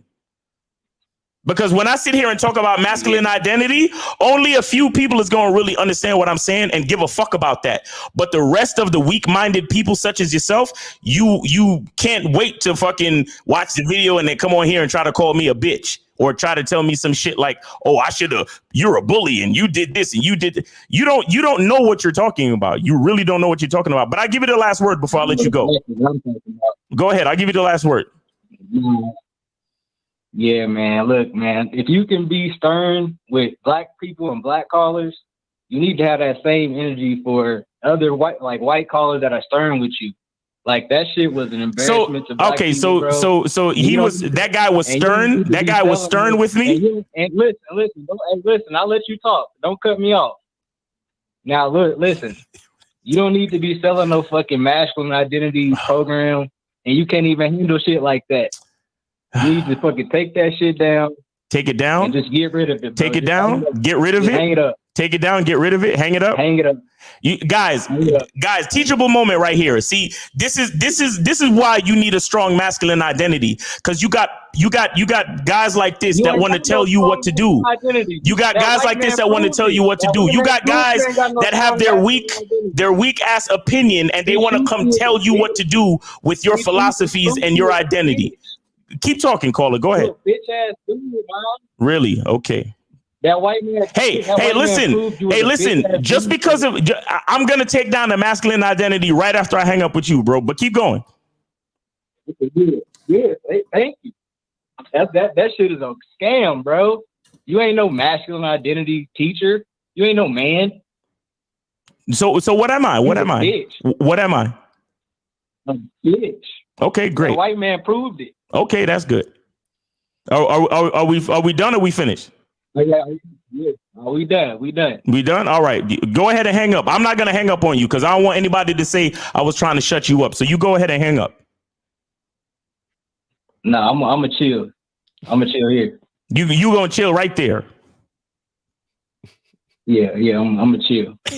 I'm going to let you hang up.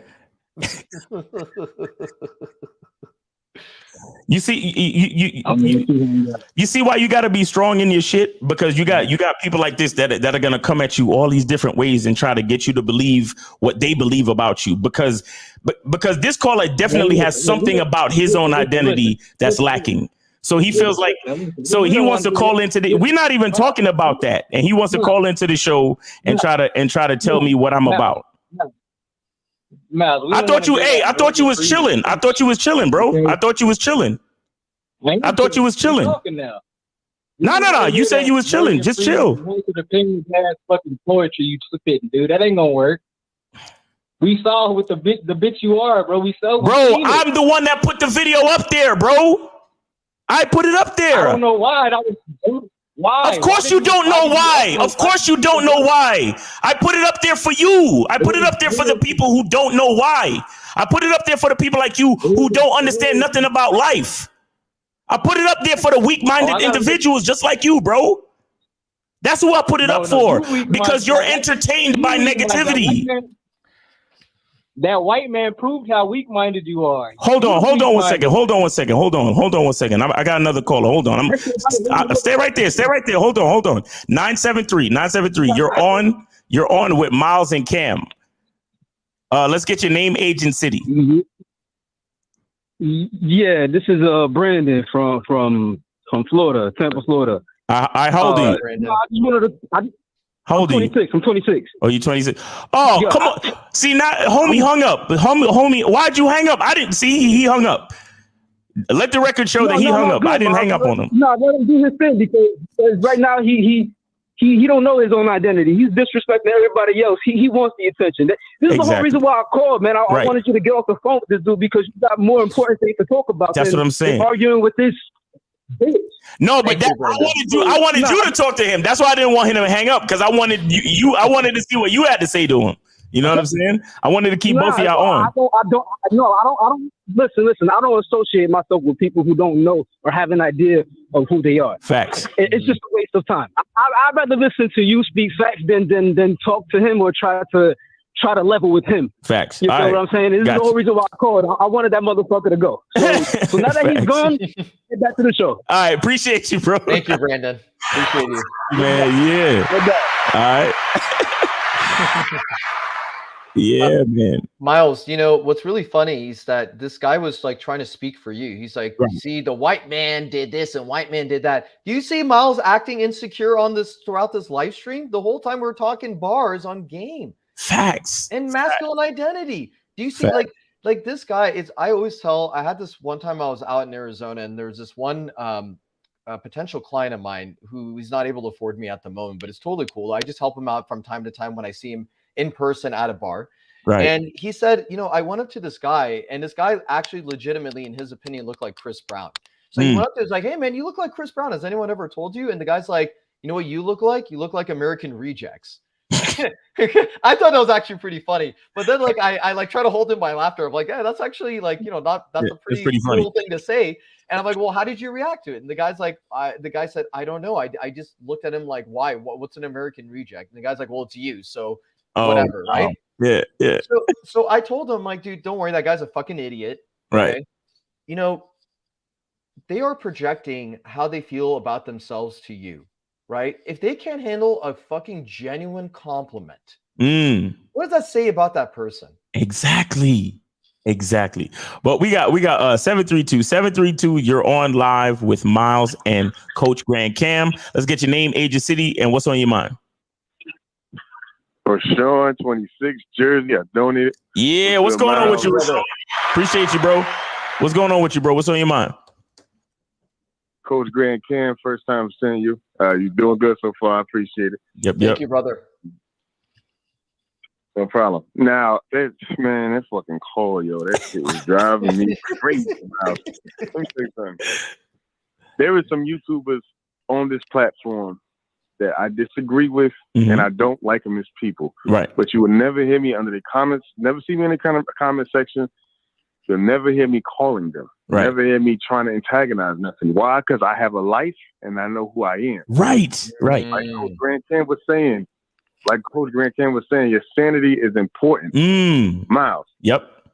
If I was that guy and I'm calling you no matter how petty and how much I think I'm being petty and antagonizing you, he's going crazy in the head because there's nothing better to do. Exactly. You understand what I'm saying? So it's like, nah, man, no.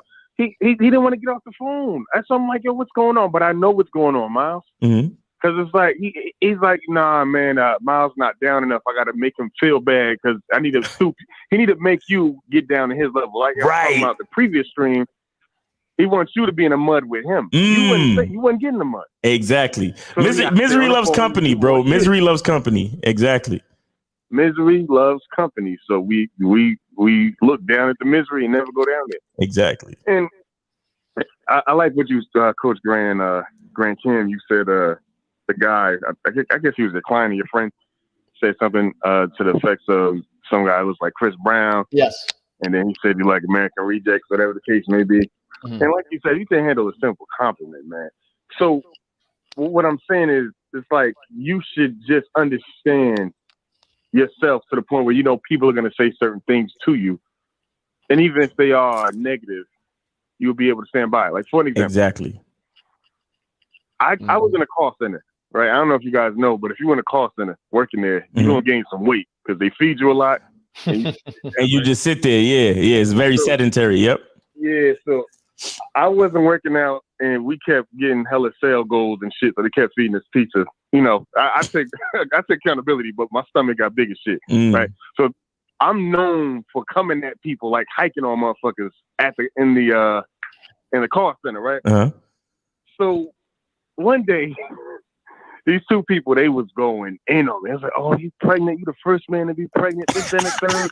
Oh, your belly big as hell. Can you even walk? Can you breathe when you're on the phone?" They was going crazy, right? So. And I'm paraphrasing. It was worse than that, Mouse. Right.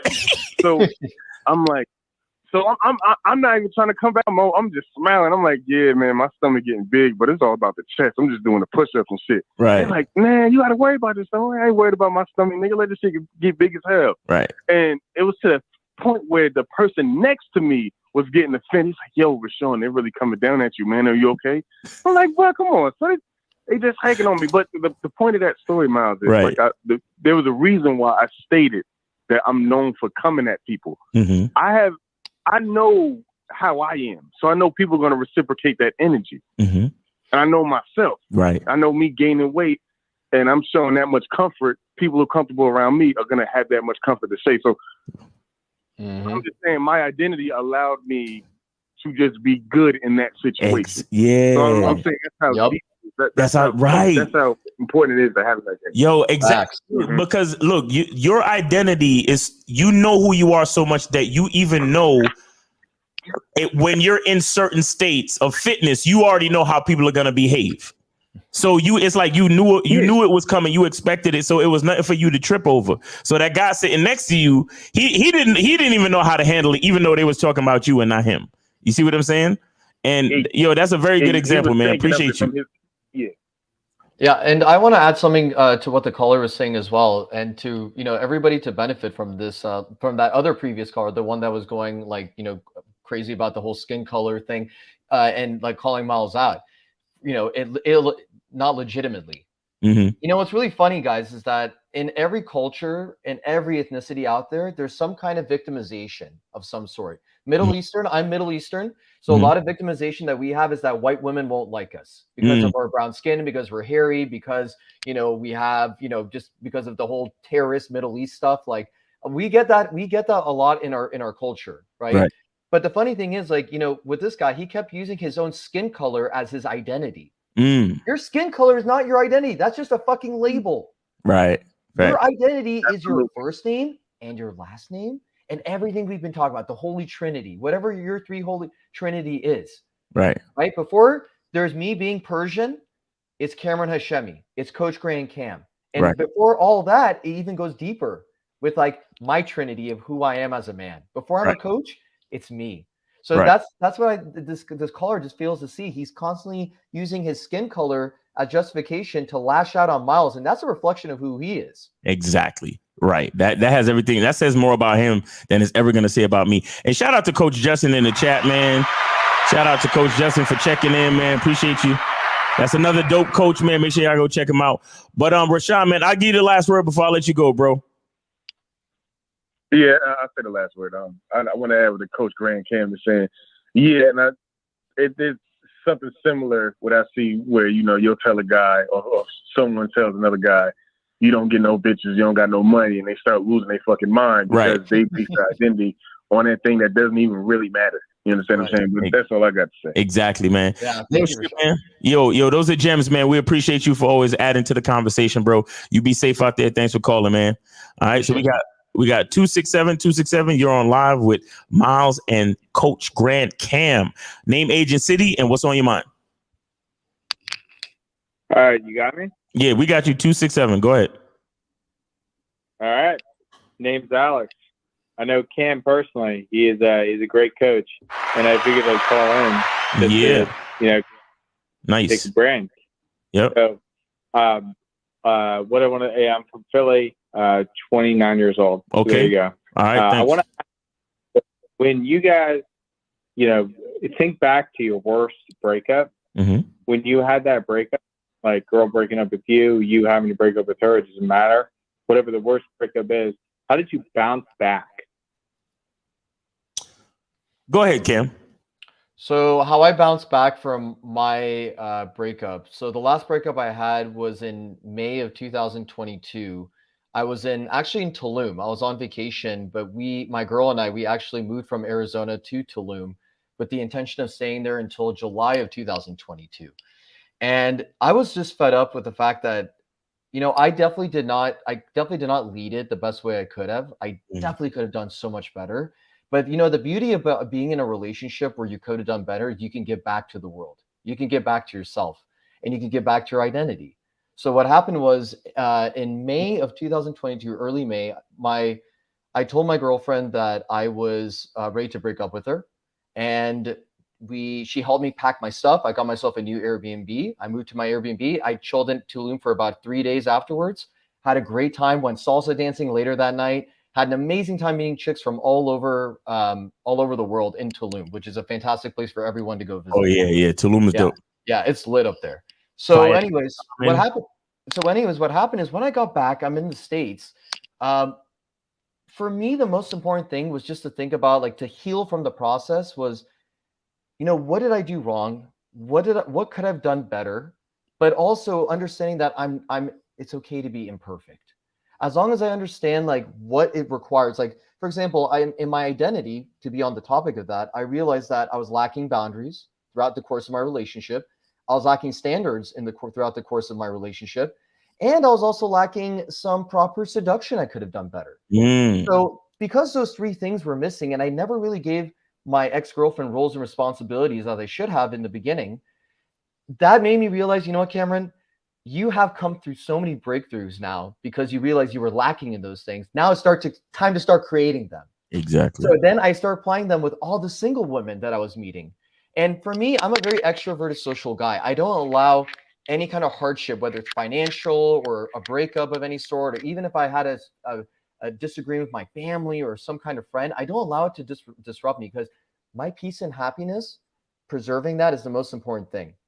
Facts. And that's what I do. I just keep myself peaceful and happy through my maintenance of that. Facts. And as for me, go ahead, caller. Yeah, Miles, before you hop in there, I just want to know, was it a mutual breakup? Did you break up with her, or did she break up with you? Yeah, great question. So what happened was when we were actually in Puerto Vallarta for about a couple of days for a wedding before the breakup in Tulum. And what happened was she said, she that night before we traveled to Tulum, she said, Cameron, we had some arguments throughout the course of our relationship while we were in Arizona, but fast forward to Puerto Vallarta, when we were there, she said, Cameron, I'm exhausted. I'm like, can you elaborate? What do you mean by that? She's like, you exhaust me. And when I heard that, I was like, ooh, this doesn't look like it's going to be ready for the future of our relationship to continue. I'm ready. So I said, well, you know what? I can go home right now and I'm going to leave. And I should have left. I should have went back to Arizona that day, but I didn't. And I decided to help her out because she had her dog with her and she had all her luggage. And there's this people pleasing mentality that I had, that I should feel almost inclined to help her move her stuff to Tulum because she was in Mexico. She's by herself. She's an attractive woman. I didn't want anything bad to happen to her. So my job is done. I dropped her off in Tulum. Her dog is with her. And I thought about her comment about the exhaustion thing. And then that triggered me to say, you know what? I'm ready to move on because I don't want a girl to ever tell me that you exhaust me, because that means I didn't do either. We were not compatible or I didn't do my job well enough as a masculine man who's in his identity, leading her very well. It was 7 months of our relationship. We had plenty of time together. It's time to move on to something bigger and better. Facts. All right, caller, you got that? So you're saying that you broke up with her then and headed back? That's correct, caller. Okay. I appreciate that. That's a really good story, and it's good to understand. What about you, Miles? With me, my worst breakup. I'm trying to think. My worst breakup. You know what? It is crazy because I was just lucky enough to always have a stake in my identity, and so most of my breakups have always happened as a result of a woman not, like, she's showing me blatantly that she is not fully invested in my identity and the things that I'm trying to do. And so how I dealt with it was that I embraced the disappointment, but it was all right. I'll say this. Whenever I'm in a place of disappointment, I like to slow down. Like whenever I'm disappointed, I like to slow down. And what I mean by that is I like to slowly embrace the feeling, embrace the disappointment, embrace the frustration. And I like to, like Cam said, use that time to kind of dissect the lessons. You understand? And try my best to understand how the lessons are going to make me better for the future. Because the fact that I'm not dead yet allows me to be grateful for the current situation that I'm in. The fact that you're not dead yet tells you that you're still winning. Right. Yeah, exactly. The fact that, like, both of you, Caller, have you seen The Matrix Reloaded? I have, but I don't remember that one specifically. Okay. All right. Well, there was a scene in the movie where they had to go find the key maker, right? And the Oracle told Trinity, Neo, and Morpheus to go to talk to the Merovingian and try to get to the key maker. They went to go talk to the key maker, and the Merovingian basically threatened them and said, "You know what? You come to me without purpose."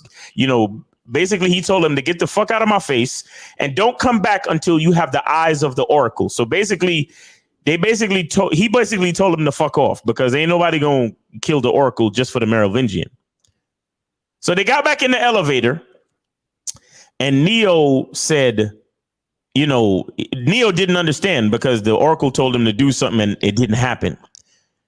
And Neo was like, or was it Trinity? One of them said to Morpheus, did we do everything we were supposed to do? Did that go as it was supposed to go? And then Morpheus said, yes, everything happened exactly as it was supposed to happen. And then Neo looked at him and said, how do you know? And Morpheus said, we are still alive. You understand? Because the Merovingian is a bad motherfucker. If he wants you dead, you'll be dead. You understand? And when the only time that it's over is when you die. So if you're still alive, that means there's something to be thankful for. Because if you're alive, then the one main thing to be thankful for is the fact that you still have life coursing through your fucking veins. So that's one major, huge thing to be thankful for. Then after that, you can say to yourself, okay, I'm dealing with a breakup, and yes, it's disappointing and I'm going to miss her. But hey, why don't I be grateful for all the good times? Why don't I be grateful for the memories? Why don't I be grateful for the fact that now I have a newfound freedom because she's not my responsibility anymore. So now I can start to look to new experiences, and I could also start to look to learn from the lessons. Like Cam said, he realized that there was things that he wasn't doing in the relationship that he should have been doing. So now it's time for you to take those lessons and improve yourself. So now you can do better the next time around. So when I like even today, I was at the fucking DMV and they were just about to process my papers, and the fucking the computers went down. Oh, jeez. The computers went down statewide. Now imagine. I went to the fucking the place opens at 7. I got there at 6 and it was freezing this morning. Freezing. So I sat in the cold for an hour just so I could get inside the place for the fucking computers to go down. So I had to literally sit there for an extra 30 minutes. And what did I do? I slowed down because I was gonna get very fucking pissed, but I slowed down. I took my phone out and I started listening to Dr. Miles Monroe. I started listening to some inspirational shit from Dr. Miles Monroe, and I actually had a good time. And the lady behind the desk was so impressed with my patience. She gave me a Kit Kat bar, and she was like, "Here, take this for your patients." And hey, I didn't take a break. Yeah, I didn't, exactly right. Take a break. And I didn't even eat the shit because I don't even eat shit like that. You know what I'm saying? But at the same time, because I slowed everything down and I didn't lose my patience and my temper or whatever, it was a good exchange. And as soon as the computers came back up, which was like 45 fucking minutes later, she processed my stuff and everything went smoothly after that. You understand what I'm saying? So the thing is that, look, if you're still alive, bro, you're still winning. Just like you said, when you're still alive, you're still winning. So slow down and give yourself time to look at what's still working for you.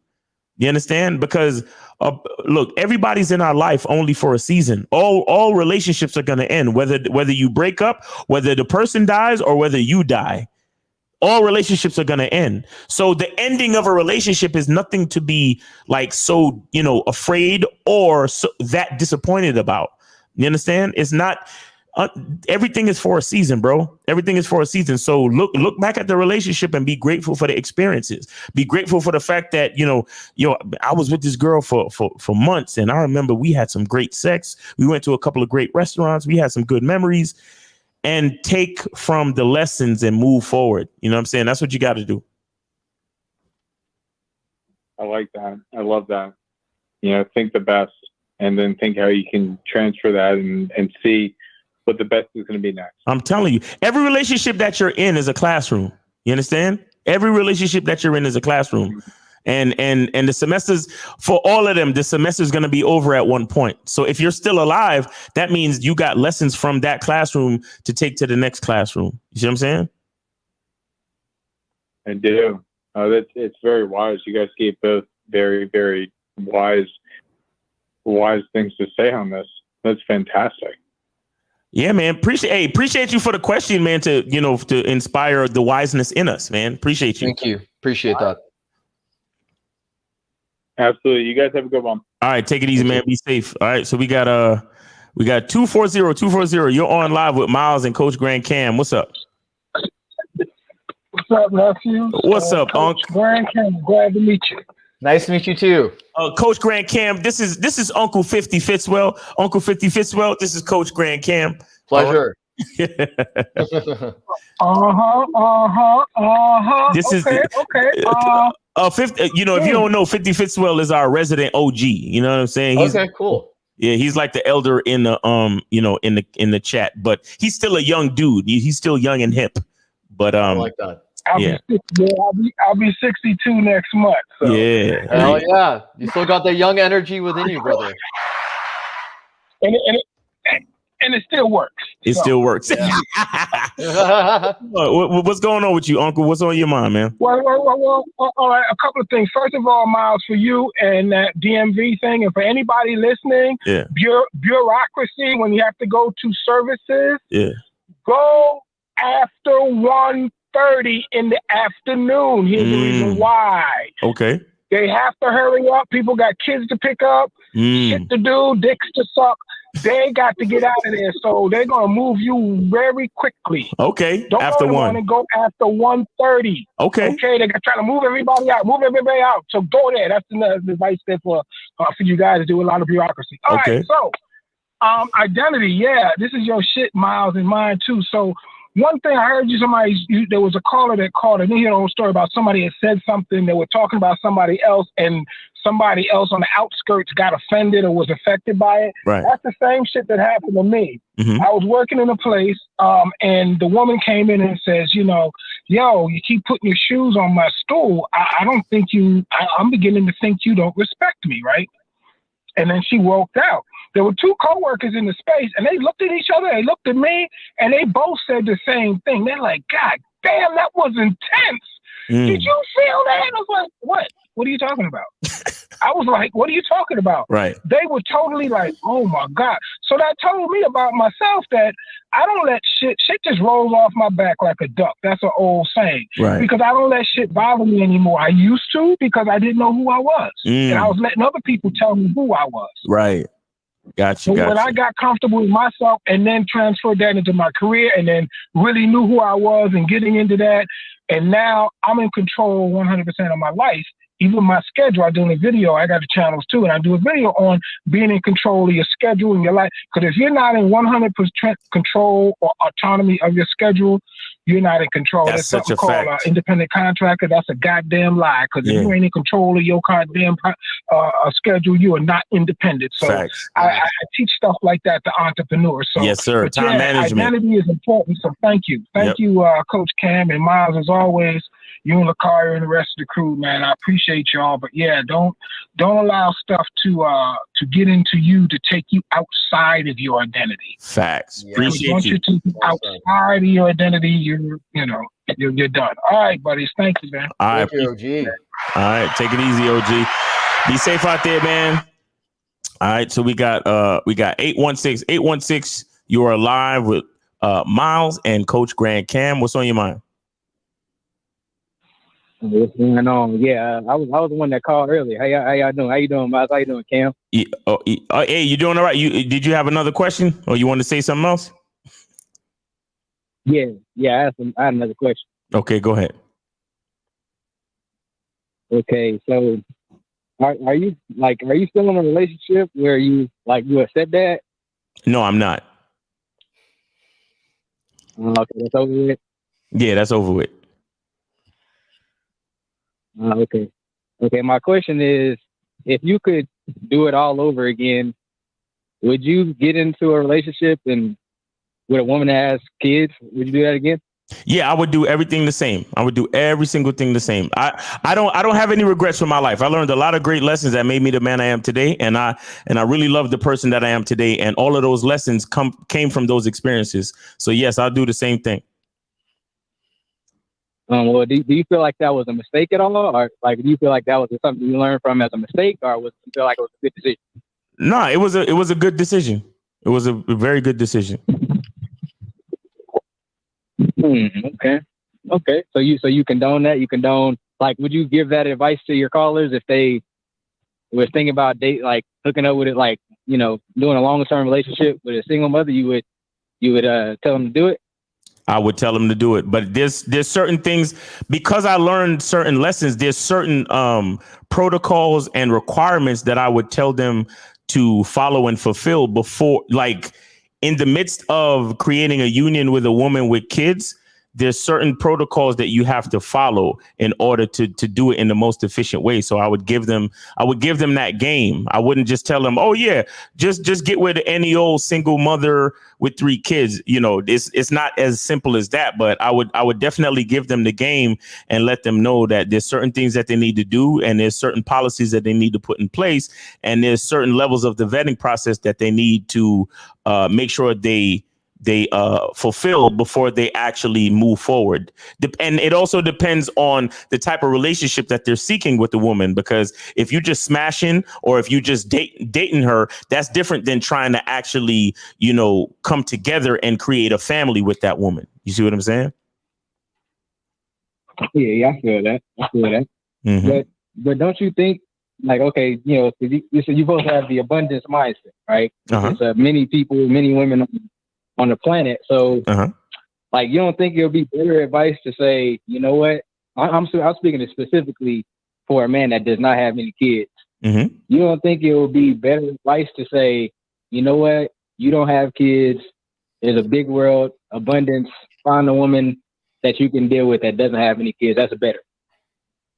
I can't tell that man what he wants. I can't tell him what to want. If he wants that woman, then he wants that woman. And if it makes sense to him, then it makes sense to him. I would, like I said, I would just give him the rules of the game to help him do it in the most effective way possible. But I can't tell that man what he wants, and I can't tell him who to love neither. You know, what if there's a great chemistry between him and that woman? What if there's something that, you know, something that he just can't overlook, something beyond the sex or something beyond the fact that she has 3 kids that makes sense to him as a man? I can't tell him what to love or what to be attracted to. Yeah, but what about the abundance mindset? It's like, okay, yeah, you like this woman. You do like this woman, but there's many other women on the planet. You could find another woman that you like as well that doesn't have kids. Miles, can I interject here? Yeah, go ahead. Okay, so caller, abundance is we all know what abundance means by definition, but everyone has their own definition of abundance in terms of how they want to apply it in their real life, right? I have I have clients that all come to me with different kinds of interests. Like I have one client, for example, who wants to get married in a few years. I have one client who is trying to sleep with as many girls as possible. I have another client who is open to the possibility of wiping up a single mother and who has kids, right? It's different for everybody, but I'm not here to judge and say, all right, in order for you to work with me, you have to do it my way, right? So if a client comes up to me and he tells me, yo, Cameron, can you help me build a better connection with this single mother that I'm interested in that has 2 children? And then I'm going to say, okay, well, let me ask you this, client. Why do you want to be with this single mother? What is so special about her? So I'm using the same kind of like analysis that I would have with the guy if he wanted to sleep with a bunch of women. Right. So I'm trying to discover their why. Why her? Why not any other woman? Why not other single women or single mothers? Or why not a young 25-year-old, 21-year-old, right? So once I discover their why, and if it's in alignment with their authenticity, then I know that this is the right decision for them. Exactly. But if they're telling me like, oh, you know, because a single mom's going to do this and she's going to, you know, take care of me and she's going to pay for my bills and shit. I'm like, I don't know if you can, you can get that with a single woman that doesn't have kids, right? Right. You can get that shit too. Exactly. Call it. And that's, you know, and that's another issue. That's another thing for you to consider. If the dude is coming to me and saying, yo, I'm having so much trouble, I'm having trouble hollering at girls, or it's really hard for me to find, you know, women to date. So I'm gonna just get with this single mother because, you know, she lived down the street and she be sending me choosing signals. If he said that to me, I would be like, nah, bro, that ain't no reason to get with no woman. You understand? But if he really has an interest in this woman and he has a connection and there's chemistry and he's not the type of guy that has trouble getting with chicks, then there's no reason why he shouldn't get with that woman, because his attraction to her or his connection to her is authentic. And it's not because he has trouble getting other women that he's just settling for a single mother. And there's no such thing as settling for a single mother, because a lot of you guys think that just because a woman has kids, that makes her low quality. The only thing that makes a single mother low quality is if she is actually a low quality female. And what I mean is this: there are women out there who they got their baby fathers up and through the house. They don't have good co-parenting skills. They're not organized. They don't have the resources to have babysitters, so they can't even come out on a date with you. So they telling you to come over to the house and fuck them while the baby's asleep in the other room. Like that's low quality. Because I have single mothers that I deal with currently, and none of that type of shit happens. You understand? The women that I deal with are quality women. They have healthy co-parenting situations with the baby fathers. They get, babysitters when they need to, when it's time for us to go out on a date. There are no obstacles or problems or issues or drama that surrounding the relationship I have with these women. Not because they're single women, but because they are quality women who know how to organize their lives. But again, that has to do with the quality and the identity that we're talking about on this show. So if I know what I require from a woman, I'm not going to deal with a single mother who is disorganized and has a low quality life. I'm going to deal with a woman who has a quality life and a quality organized life, whether she has kids or not. You get what I'm saying? Yeah, I can feel that. I feel that. I feel that. I do. I got a question for Cam. Cam, Yes, do sir. you have any kids? I do not have kids. You said what? I do not. Oh, okay. Okay.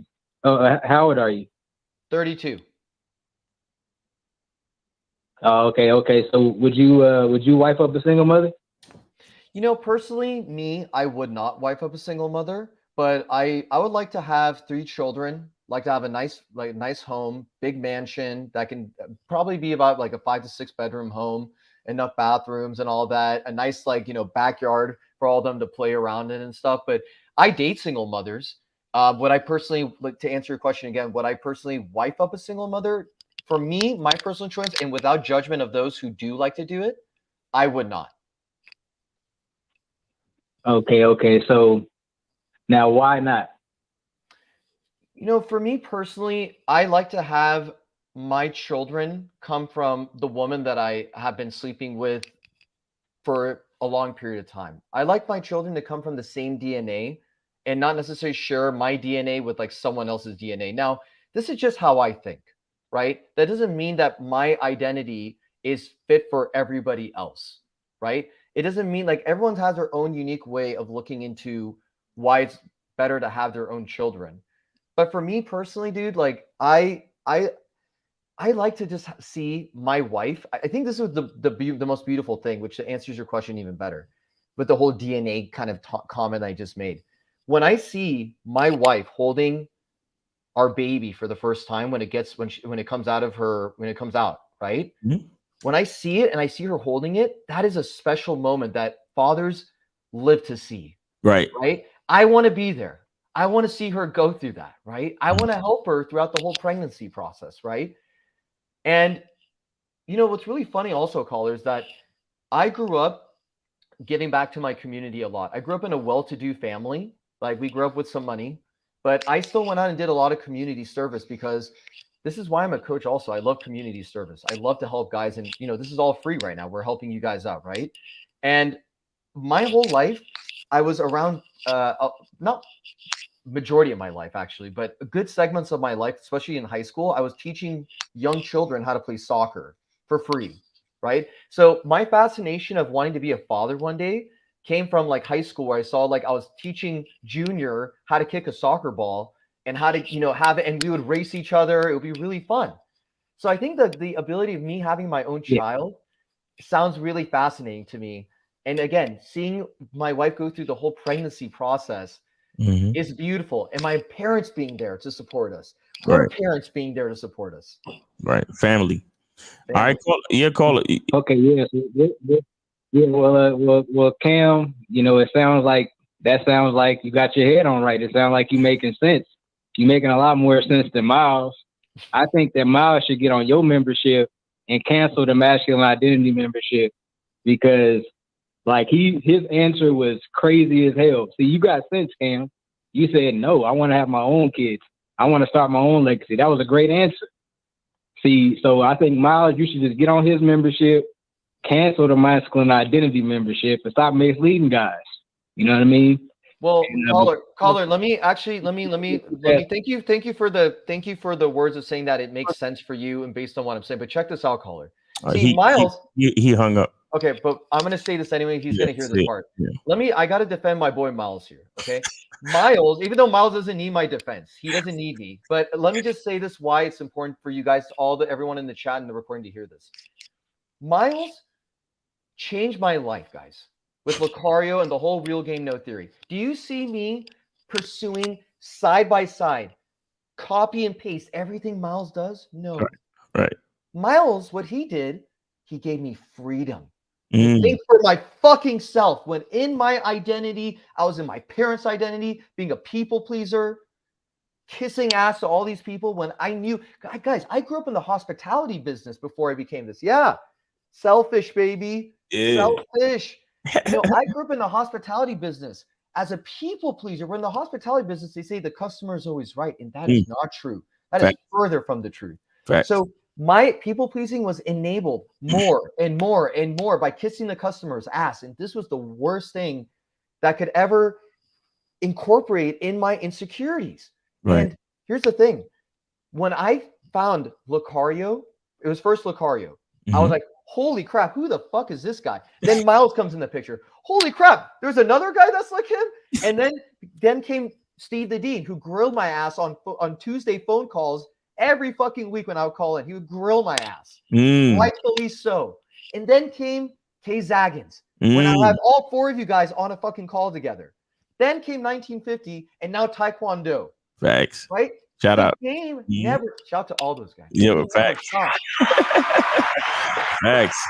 Real Game No Theory, man. Sundays at 12 noon Eastern time, man. Real Game No Theory panel for real. Yeah, man. But you know, and you know, and the crazy part is I don't even want kids. You know what I'm saying? Like every man is different, man, because me not really wanting kids, but having the experience of helping a woman raise her 3 kids. Bro, I learned so much, man. I learned so much. And again, just like he asked me if I regret any of it or if I would have done it differently. No, I wouldn't. I really wouldn't have. I said this to myself the other day. The only thing I would do is I would do better because I know more. But I would still make the same choices. You get what I'm saying? Because I don't regret any of the choices that I made in my life. I actually, looking at the man that I am today and where I am and how I got here, bro, I'm so grateful. But I wouldn't make any choices different. I would just be better because I have the knowledge. You understand?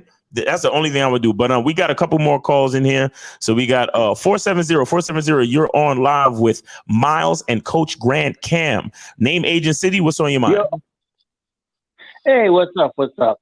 Listen, I don't know. My name is Brian. I don't know if it's like Hate Miles call. I don't know why these people are calling in, but you handle yourself like a real G. So appreciate it, man. Don't let them get you. And when I don't like, they try to come across with this real passive aggressive. Like, oh, hey, Miles, can I ask you a question? Right. Oh well, no, I really want to know your opinion. You know, I'm really interested. Right. Oh, you asshole! I mean, come on. I mean, these guys are just really on something else. Man. Facts. But anyway, I came to ask you a real question. It's a little off topic, but it's about self-empowerment.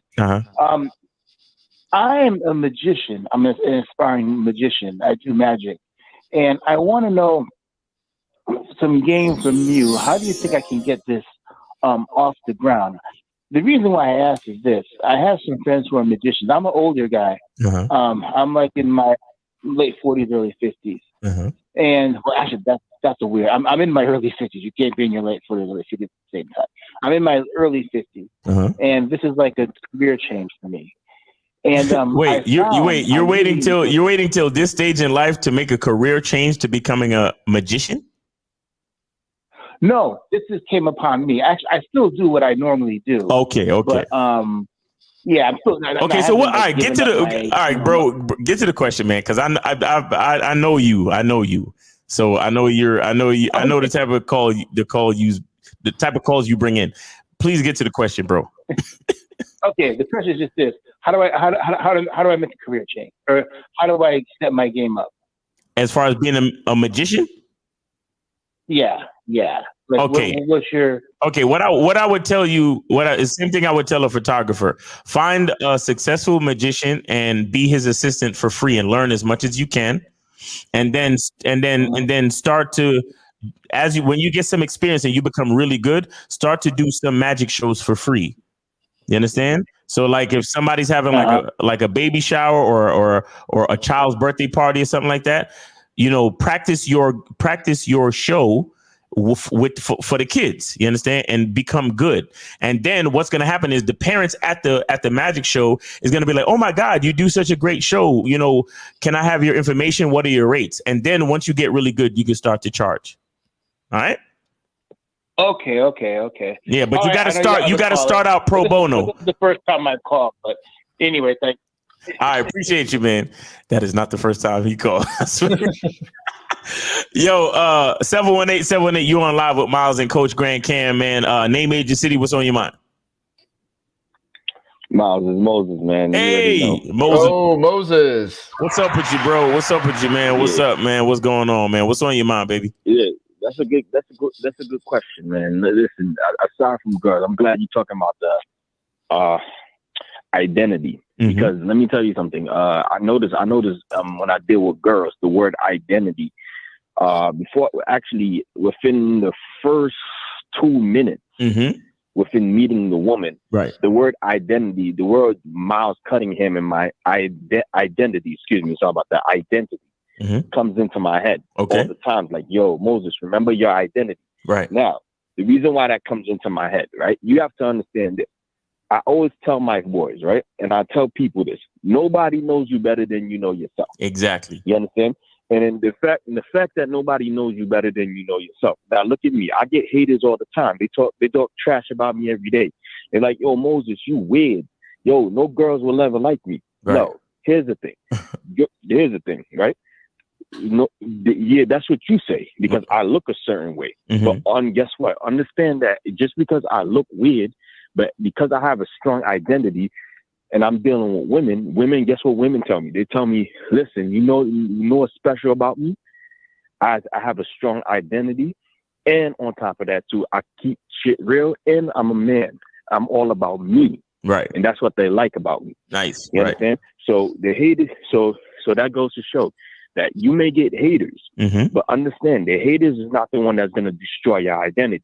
Exactly. Because the haters, nobody, no human being in this earth to give you game. You understand? Only person that can give you game is you going out there and learning game through your identity and knowing yourself. Exactly. And knowing your mindset. Shout out to Steve the Dean. He talks about the man's mindset. The man mindset. And Fact. Shout out to Steve the Dean. Yep. Yeah. Knowing yourself as a man. You understand? Working on your mindset. Working on your work on your mentality. Right. Understand you. That's what makes you attractive when you know yourself. Facts. Because once again, nobody knows you better than you know yourself. Facts. And not even your parents, not even your family. Exactly. Not even your friends. Yep, that's a knows fact. You better than knows you better than you know yourself. You want to know why? Because guess what? You may look a certain way, but understand they're not the ones in your brain. You understand? They're not the ones who's in your mind. Only you in your mind. Yep. Because if guys could tell me, yo, Moses, you weird, you a lame-o, and I'm always walking with my head up, and women that I deal with tell me they like me because I have a strong identity.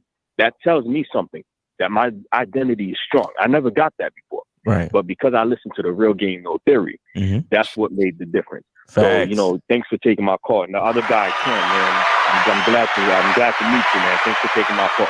Pleasure to meet you, Mo. Pleasure to meet you, Moses. Appreciate you, Moses, man. Yeah, man.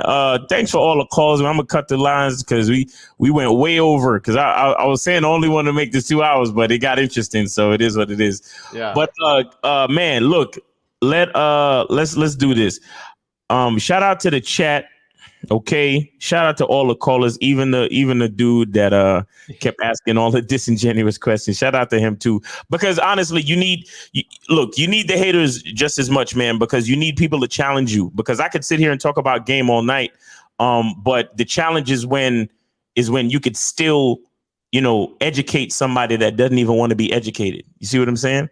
So I appreciate him as well. But Cam, let them know where they can catch you, man.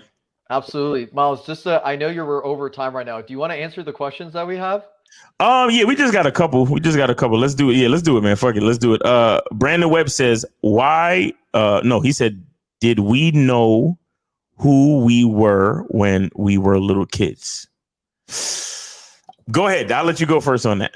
All right. Thanks, Miles. Appreciate it. We're going to go over the questions. So thank you guys for asking the questions in the chat. Did I know who I was when I was a little kid? Absolutely not. I was clueless as fuck. But the thing was, I was still a very charismatic, happy, positive type person. But when it came to the insecurity moment, see, when the good times were rolling, I was fine. But I still didn't know who I was. It was just the good times were rolling. But when it came to insecurity moments of toughness, moments of like negativity, I didn't know who the fuck I was. Right. So that's the answer to that question for me. All right. Well, okay. So this is a funny question for me because I know you said when we were little kids, but I'm gonna tell you something. I honestly believe that when we're babies, we're actually geniuses. I believe that as beings, as brand new beings on the earth, I believe that the gray matter in our minds is a direct connection to the universe. And I believe that as babies, as brand newborn babies, we actually are in tune and we know absolutely everything. You understand? And what you do as you grow into a person is you recognize, the word recognize. So the cognitive, which is the brain and understanding, you recognize, you relearn what you need to learn how to function in this reality. But I believe that when you're first born, that's the closest you will ever be to the genius, to the using 100% of your gray matter, being fully connected to the universe. I believe that. So everything else is just a recognition. You understand? Because if you really think about understanding, how could we truly understand language, math, and all the other rules of society? Like teaching is really just showing you something you've seen before, but in a different form. You understand? But what I'm talking about, like there have been books written on it and a whole bunch of shit. So go look that type of shit up. But recognition and the genius, the genius of an infant is a very deep subject, because a lot of understand that even the stuff we talked about today about how a lot of parents don't know how they parent their children out of fear. A lot of parents reduce your brain power. You know how they say you only use 10% of your brain? It's the parents who show you how to reduce your brain power to the 10%. And you know what's really funny also, Miles, is that I talk about this a lot with my clients. I tell them, the traumas that you develop are later in your life. So when you're born, you're at the purest form of your human being, mankind, is when you're born. So what we're trying to do is bring the child back out of you. Exactly. That's what I mean. Like, you see, you get it. But we're gonna go to the other one. So Brandon Webb, he says, how would she know that? Do women know who they are? Oh, how would she know if women know who they are? Well, I'm going to say this. This is actually from the playbook of Miles and Lucario and the whole Real Game No Theory crew, which is we give meaning to these women. We give meaning to them. Like we bring them clarity. That's the part of the I am your liberator mindset that I apply for myself. But thanks to the foundation of what Miles and everybody gave me, I'm your liberator. I help them with their identity, because again, these women are so insecure. They are so afraid of judgment. And I'm like, baby girl, when you're in my presence, I'm going to liberate you from everything that you felt your entire life. Sexually, mentally, physically, spiritually. You're on my journey now, baby girl. Woo, that's it. Fact. A woman is always seeking leadership. So ultimately, a woman knows who she is as much as she needs to function as a single, as a solitary or a single human being or an independent human being. But overall, a woman's identity is dictated by her ability to follow a man's lead, and then as well as, taking his seed and producing children. You understand? Because based on nature and God, a woman's number one role is to take a man's seed and to bring a human being into the world. And so ultimately that's like the biggest part of who she is. You understand? Now, shout out to the women out there who choose independence and are still productive members of society based on their own merit. There's nothing wrong with that. You understand? But when it comes to the natural order of things, a woman knows who she is because a man knows who he is. You understand? So that's how that goes. And then so we got the next one. It says, yo, Miles, how can I learn universal intergalactic game? You got to go back to being a newborn. Like I just said, man, I'm telling you. I'm telling you, you got to go back to being why do you think kids touch the stove? Because it's stupid to us because we're smart, right? But it's not smart. Is that we're indoctrinated in the reasonings of this existence. So we know the stove is hot, but a child wants to experience things. So the child is going to touch the stove, and the child is going to cry, and the child is going to do all these things. And we're going to be like, no, don't do that. Don't touch the stove, this, that, and the third. But what we're really doing is we're setting those limitations. Yeah. You see what I'm saying? And life is, and here's one thing I learned at a really beautiful seminar one time at this self-development event. They said, life is meaningless. And the first time I heard that, I was like offended a little bit. I'm like, what? Like, What? Excuse me? Life is meaningless? So why And did then I come here today? Like, yeah, exactly. And then like somebody woke up and chose violence by saying that. I was like, what the hell? But so what I realized, you know, when you're a kid, life is meaningless. Nothing has meaning associated to it. The only people that give meaning are your parents, your auntie, your uncle. They're the ones like, don't touch the stove, for example, right? your guardian, yeah. And that's actually universal intergalactic game is the exploration. See, what I want guys to understand that this can still happen even as an adult. Like both Miles and I have adopted throughout our life since we've learned that life is meaningless. We touch the stove even if it's fucking hot. We go out and we get out of our comfort zone doing things that are beyond what the average guy will do. Yeah, right. And let me just say something. Like today, I want to show some act of gratitude for Miles and for myself as well. While I was grabbing my lunch, I was thinking about how I have this opportunity to be on Miles' YouTube channel, right? Every time I've had a stream with Miles, it's been on like Instagram and it's been on my Instagram channel. To be on a platform that belongs to Miles on YouTube where he predominantly does all his business stuff here, all his live streaming, I was extremely grateful. Had I not, like if it wasn't for me pushing myself every day, calling in every week, Miles, I have a question. Lucario, I have a question. I wouldn't be here right now. Facts. Real so shit. I want to give gratitude for thank you. Real shit. Show gratitude to Miles. Show gratitude to Miles and for myself for him giving me the opportunity to be here. And also for me fighting back, touching that stove every single time because I knew I wanted to get to the bottom of the truth. Facts. Hey, and by the way, Cam is the one that did the thumbnail, man. You know what I'm saying? So shout out to you for that, taking the time to get that done, man. Appreciate you for that, man. You know, professional thumbnails, getting it done. All right, so we got the last question here. It says, Brandon says, so if someone asks you who you are, is it all action that can't be put into words so you can't answer that question? Cam, do you know what he's? Oh, I can break this down. Thank you, Brandon Webb, for the question. So all my clients that start with me, okay, I don't care if you're trying to improve your dating profile on the dating apps. I don't care if you're trying to like sleep with a bunch of girls or trying to get a girlfriend, trying to get married. Doesn't matter to me. We always start our first session with your who am I? Every session begins with who am I? And the reason why I started with who am I, chat, and everyone on the recording is because this gives me an idea of what's going on up here.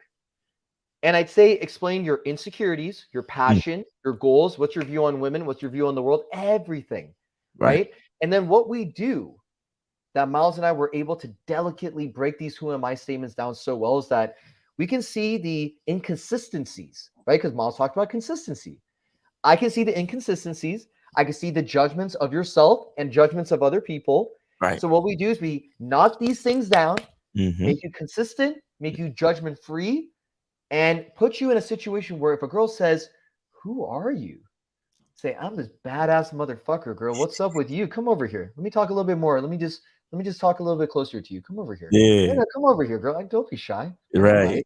Right. So that shit, boom. And this is what the who am I is all about. Once we tackle all the insecurities, we're in a whole different place of abundance for ourselves. Facts. And it happened on the show, like what we was talking to young grandpa. And when he first called in, he's like, yeah, I've been doing my trucking thing. And then he talks about censoring himself and not having confidence in who he is in his improv class and this, that, and the third. And all I had to do was go back to the beginning. Like, bro, but how about you're doing improv? And I said to myself, I bet you he don't do nothing about trucking in his improv class. I bet you. And I asked him the question and I said, do you do anything about trucking in your improv? You know what? No, I don't. Exactly. Because you don't accept who you are. Like, you see, the stuff that we do, guys, I want y'all to understand that the stuff that we do, it's not the most difficult thing in the world, but it's nuanced. And some of the concepts are so simple that the average person is going to miss it because you're thinking so far into the ego and into the validation of all these things. You don't even realize the simple things. So young grandpa didn't even realize, wow, I never talk about trucking in my improv class. That's crazy. You see what I'm saying? So, to answer the question, Brandon Webb, if somebody asks you who you are, it's not just action. It's also your mindset. It's also your emotion. It's your identity is a collection of your mindset and the decisions that you make on a day-to-day basis, and your self-perception. It's so many other things. You understand? And one more thing I'll say is that a big part of what we do and a lot of the philosophies that we talk about, they're very ancient. They're very ancient. The philosophy of know thyself has been talked about in, when people were still talking Latin, like way back in the day with Aristotle and Socrates and all these dudes. You understand? That's all we're really talking about when we talk about masculine identity. We're talking about knowing yourself. You understand? And then once you know yourself, you have an idea of what you want, and not only what you want, but how you get it. Because you being the person that you are is going to dictate the choices that you make to get the things that you want. You understand? So that's pretty much how it works. But like I said, man, Cam, let the people know how to get to you, man. And again, I appreciate you for being here, making the time, making the thumbnail, being as professional as you are, working on yourself, working on your grind, and doing things to the point where you're a coach and you're paying your bills with this stuff and you're helping guys out there in Arizona and doing your thing. But let the people know how to get at you, man. Absolutely. Thank you so much, Miles, again for the opportunity. Truly grateful for everything you guys have done for me. Where everyone can find me. So my name is down below, right over there, Coach Gray Cam. You can find me on Instagram like that. TikTok, same name. YouTube is the same name as well. So please subscribe on YouTube. Follow me on TikTok. Follow me on Instagram. I'm also running a free masterclass that I break down on how to be able to approach women more confidently. And this is something that you can send me a direct message to. All you got to do is write the word, DM me the word approach. Or if you're finding me on TikTok, just like TikTok, any of my videos, and just say literally the word approach. So go ahead and just do that, guys. I'll give you access to the free masterclass. I'm currently looking for 5 students right now who would like to be part of my coaching program, where we're going to talk about improving your dating apps. We're going to talk about improving your mindset. Masculine identity is going to be also something we're going to talk about in the beginning. So don't forget about that, guys. Last thing I'm going to say is, if you guys like to be part of my Sunday Zoom call, where we're going to talk about my Vegas transformational retreat. So this is where, again, you guys are going to fly to Vegas. You get to meet me in person. You get to meet my assistant coach. We're going to have lectures on identity, seduction, masculinity. We're going to also go out to the clubs. We're going to go out, have fun, talk to girls on the Las Vegas Strip. So if you've never been to Vegas before, this is a wonderful opportunity to get to meet me and see some real game in action. Because like I said, guys, my mentors, what brought me here and through my hard work is through Miles and Lucario. I'm a product of their success. Facts. And Vegas is, you want to talk to women, Vegas is the place. Vegas is, you want to talk about a social environment and choosing signals and all that type of shit. Oh my God. It's over, but that's gonna be fire, man. Thank you so much, Cam. For making the time, man. For being here. Chopping up the game. It's always a great time. We always have great conversations, and we're definitely gonna do this again. And guys, let me see what's tomorrow. Tomorrow's Wednesday. We got the Money Game Show at 4 p.m. Eastern on the Lucario Motivation Channel. We're also gonna be recording the next installment of the Bad Boy Show, which is patreon.com/Mr. Lucario. And yeah, man, stay tuned. Appreciate you guys. Make sure you go check out, badboymembership.com. Check out masculineidentitymembership.com. And we're going to finish up the show by, knocking out the commercials again. Y'all know what it is. So Cam, sit tight. And I'm going to just let these commercials run. All right. So guys, we appreciate you. Everybody in the chat, everybody that called in, we appreciate you guys. And always remember, the truth is inside you. Peace. Some people think you need a sports car to get what you want. Some people think you need $1 million. Some people think you need looks, status, The only thing you need is what they can't get unless they come straight to you. And that's your identity.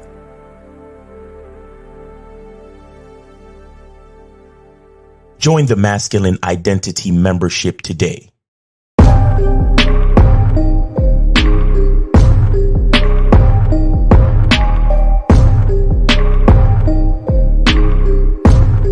MasculineIdentityMembership.com.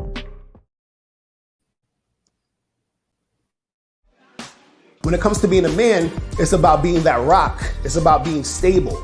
So first you're gonna have to find discipline within yourself. Do you have that type of discipline? Do you even have the heart to be ruthless? Women need leadership. It is in their nature to seek out leadership. You know, you can't do it 99 because all that's part of a man. You got to do it 100. Apparently, these women out here having sex with somebody. Apparently, they're getting pregnant with somebody. Shoot, somebody getting some. You should look at something like hypergamy and allow it to inspire you to always be evolving, getting better, expanding, developing. There are things you know, there are things you don't know. Then there are things you don't know you don't even know.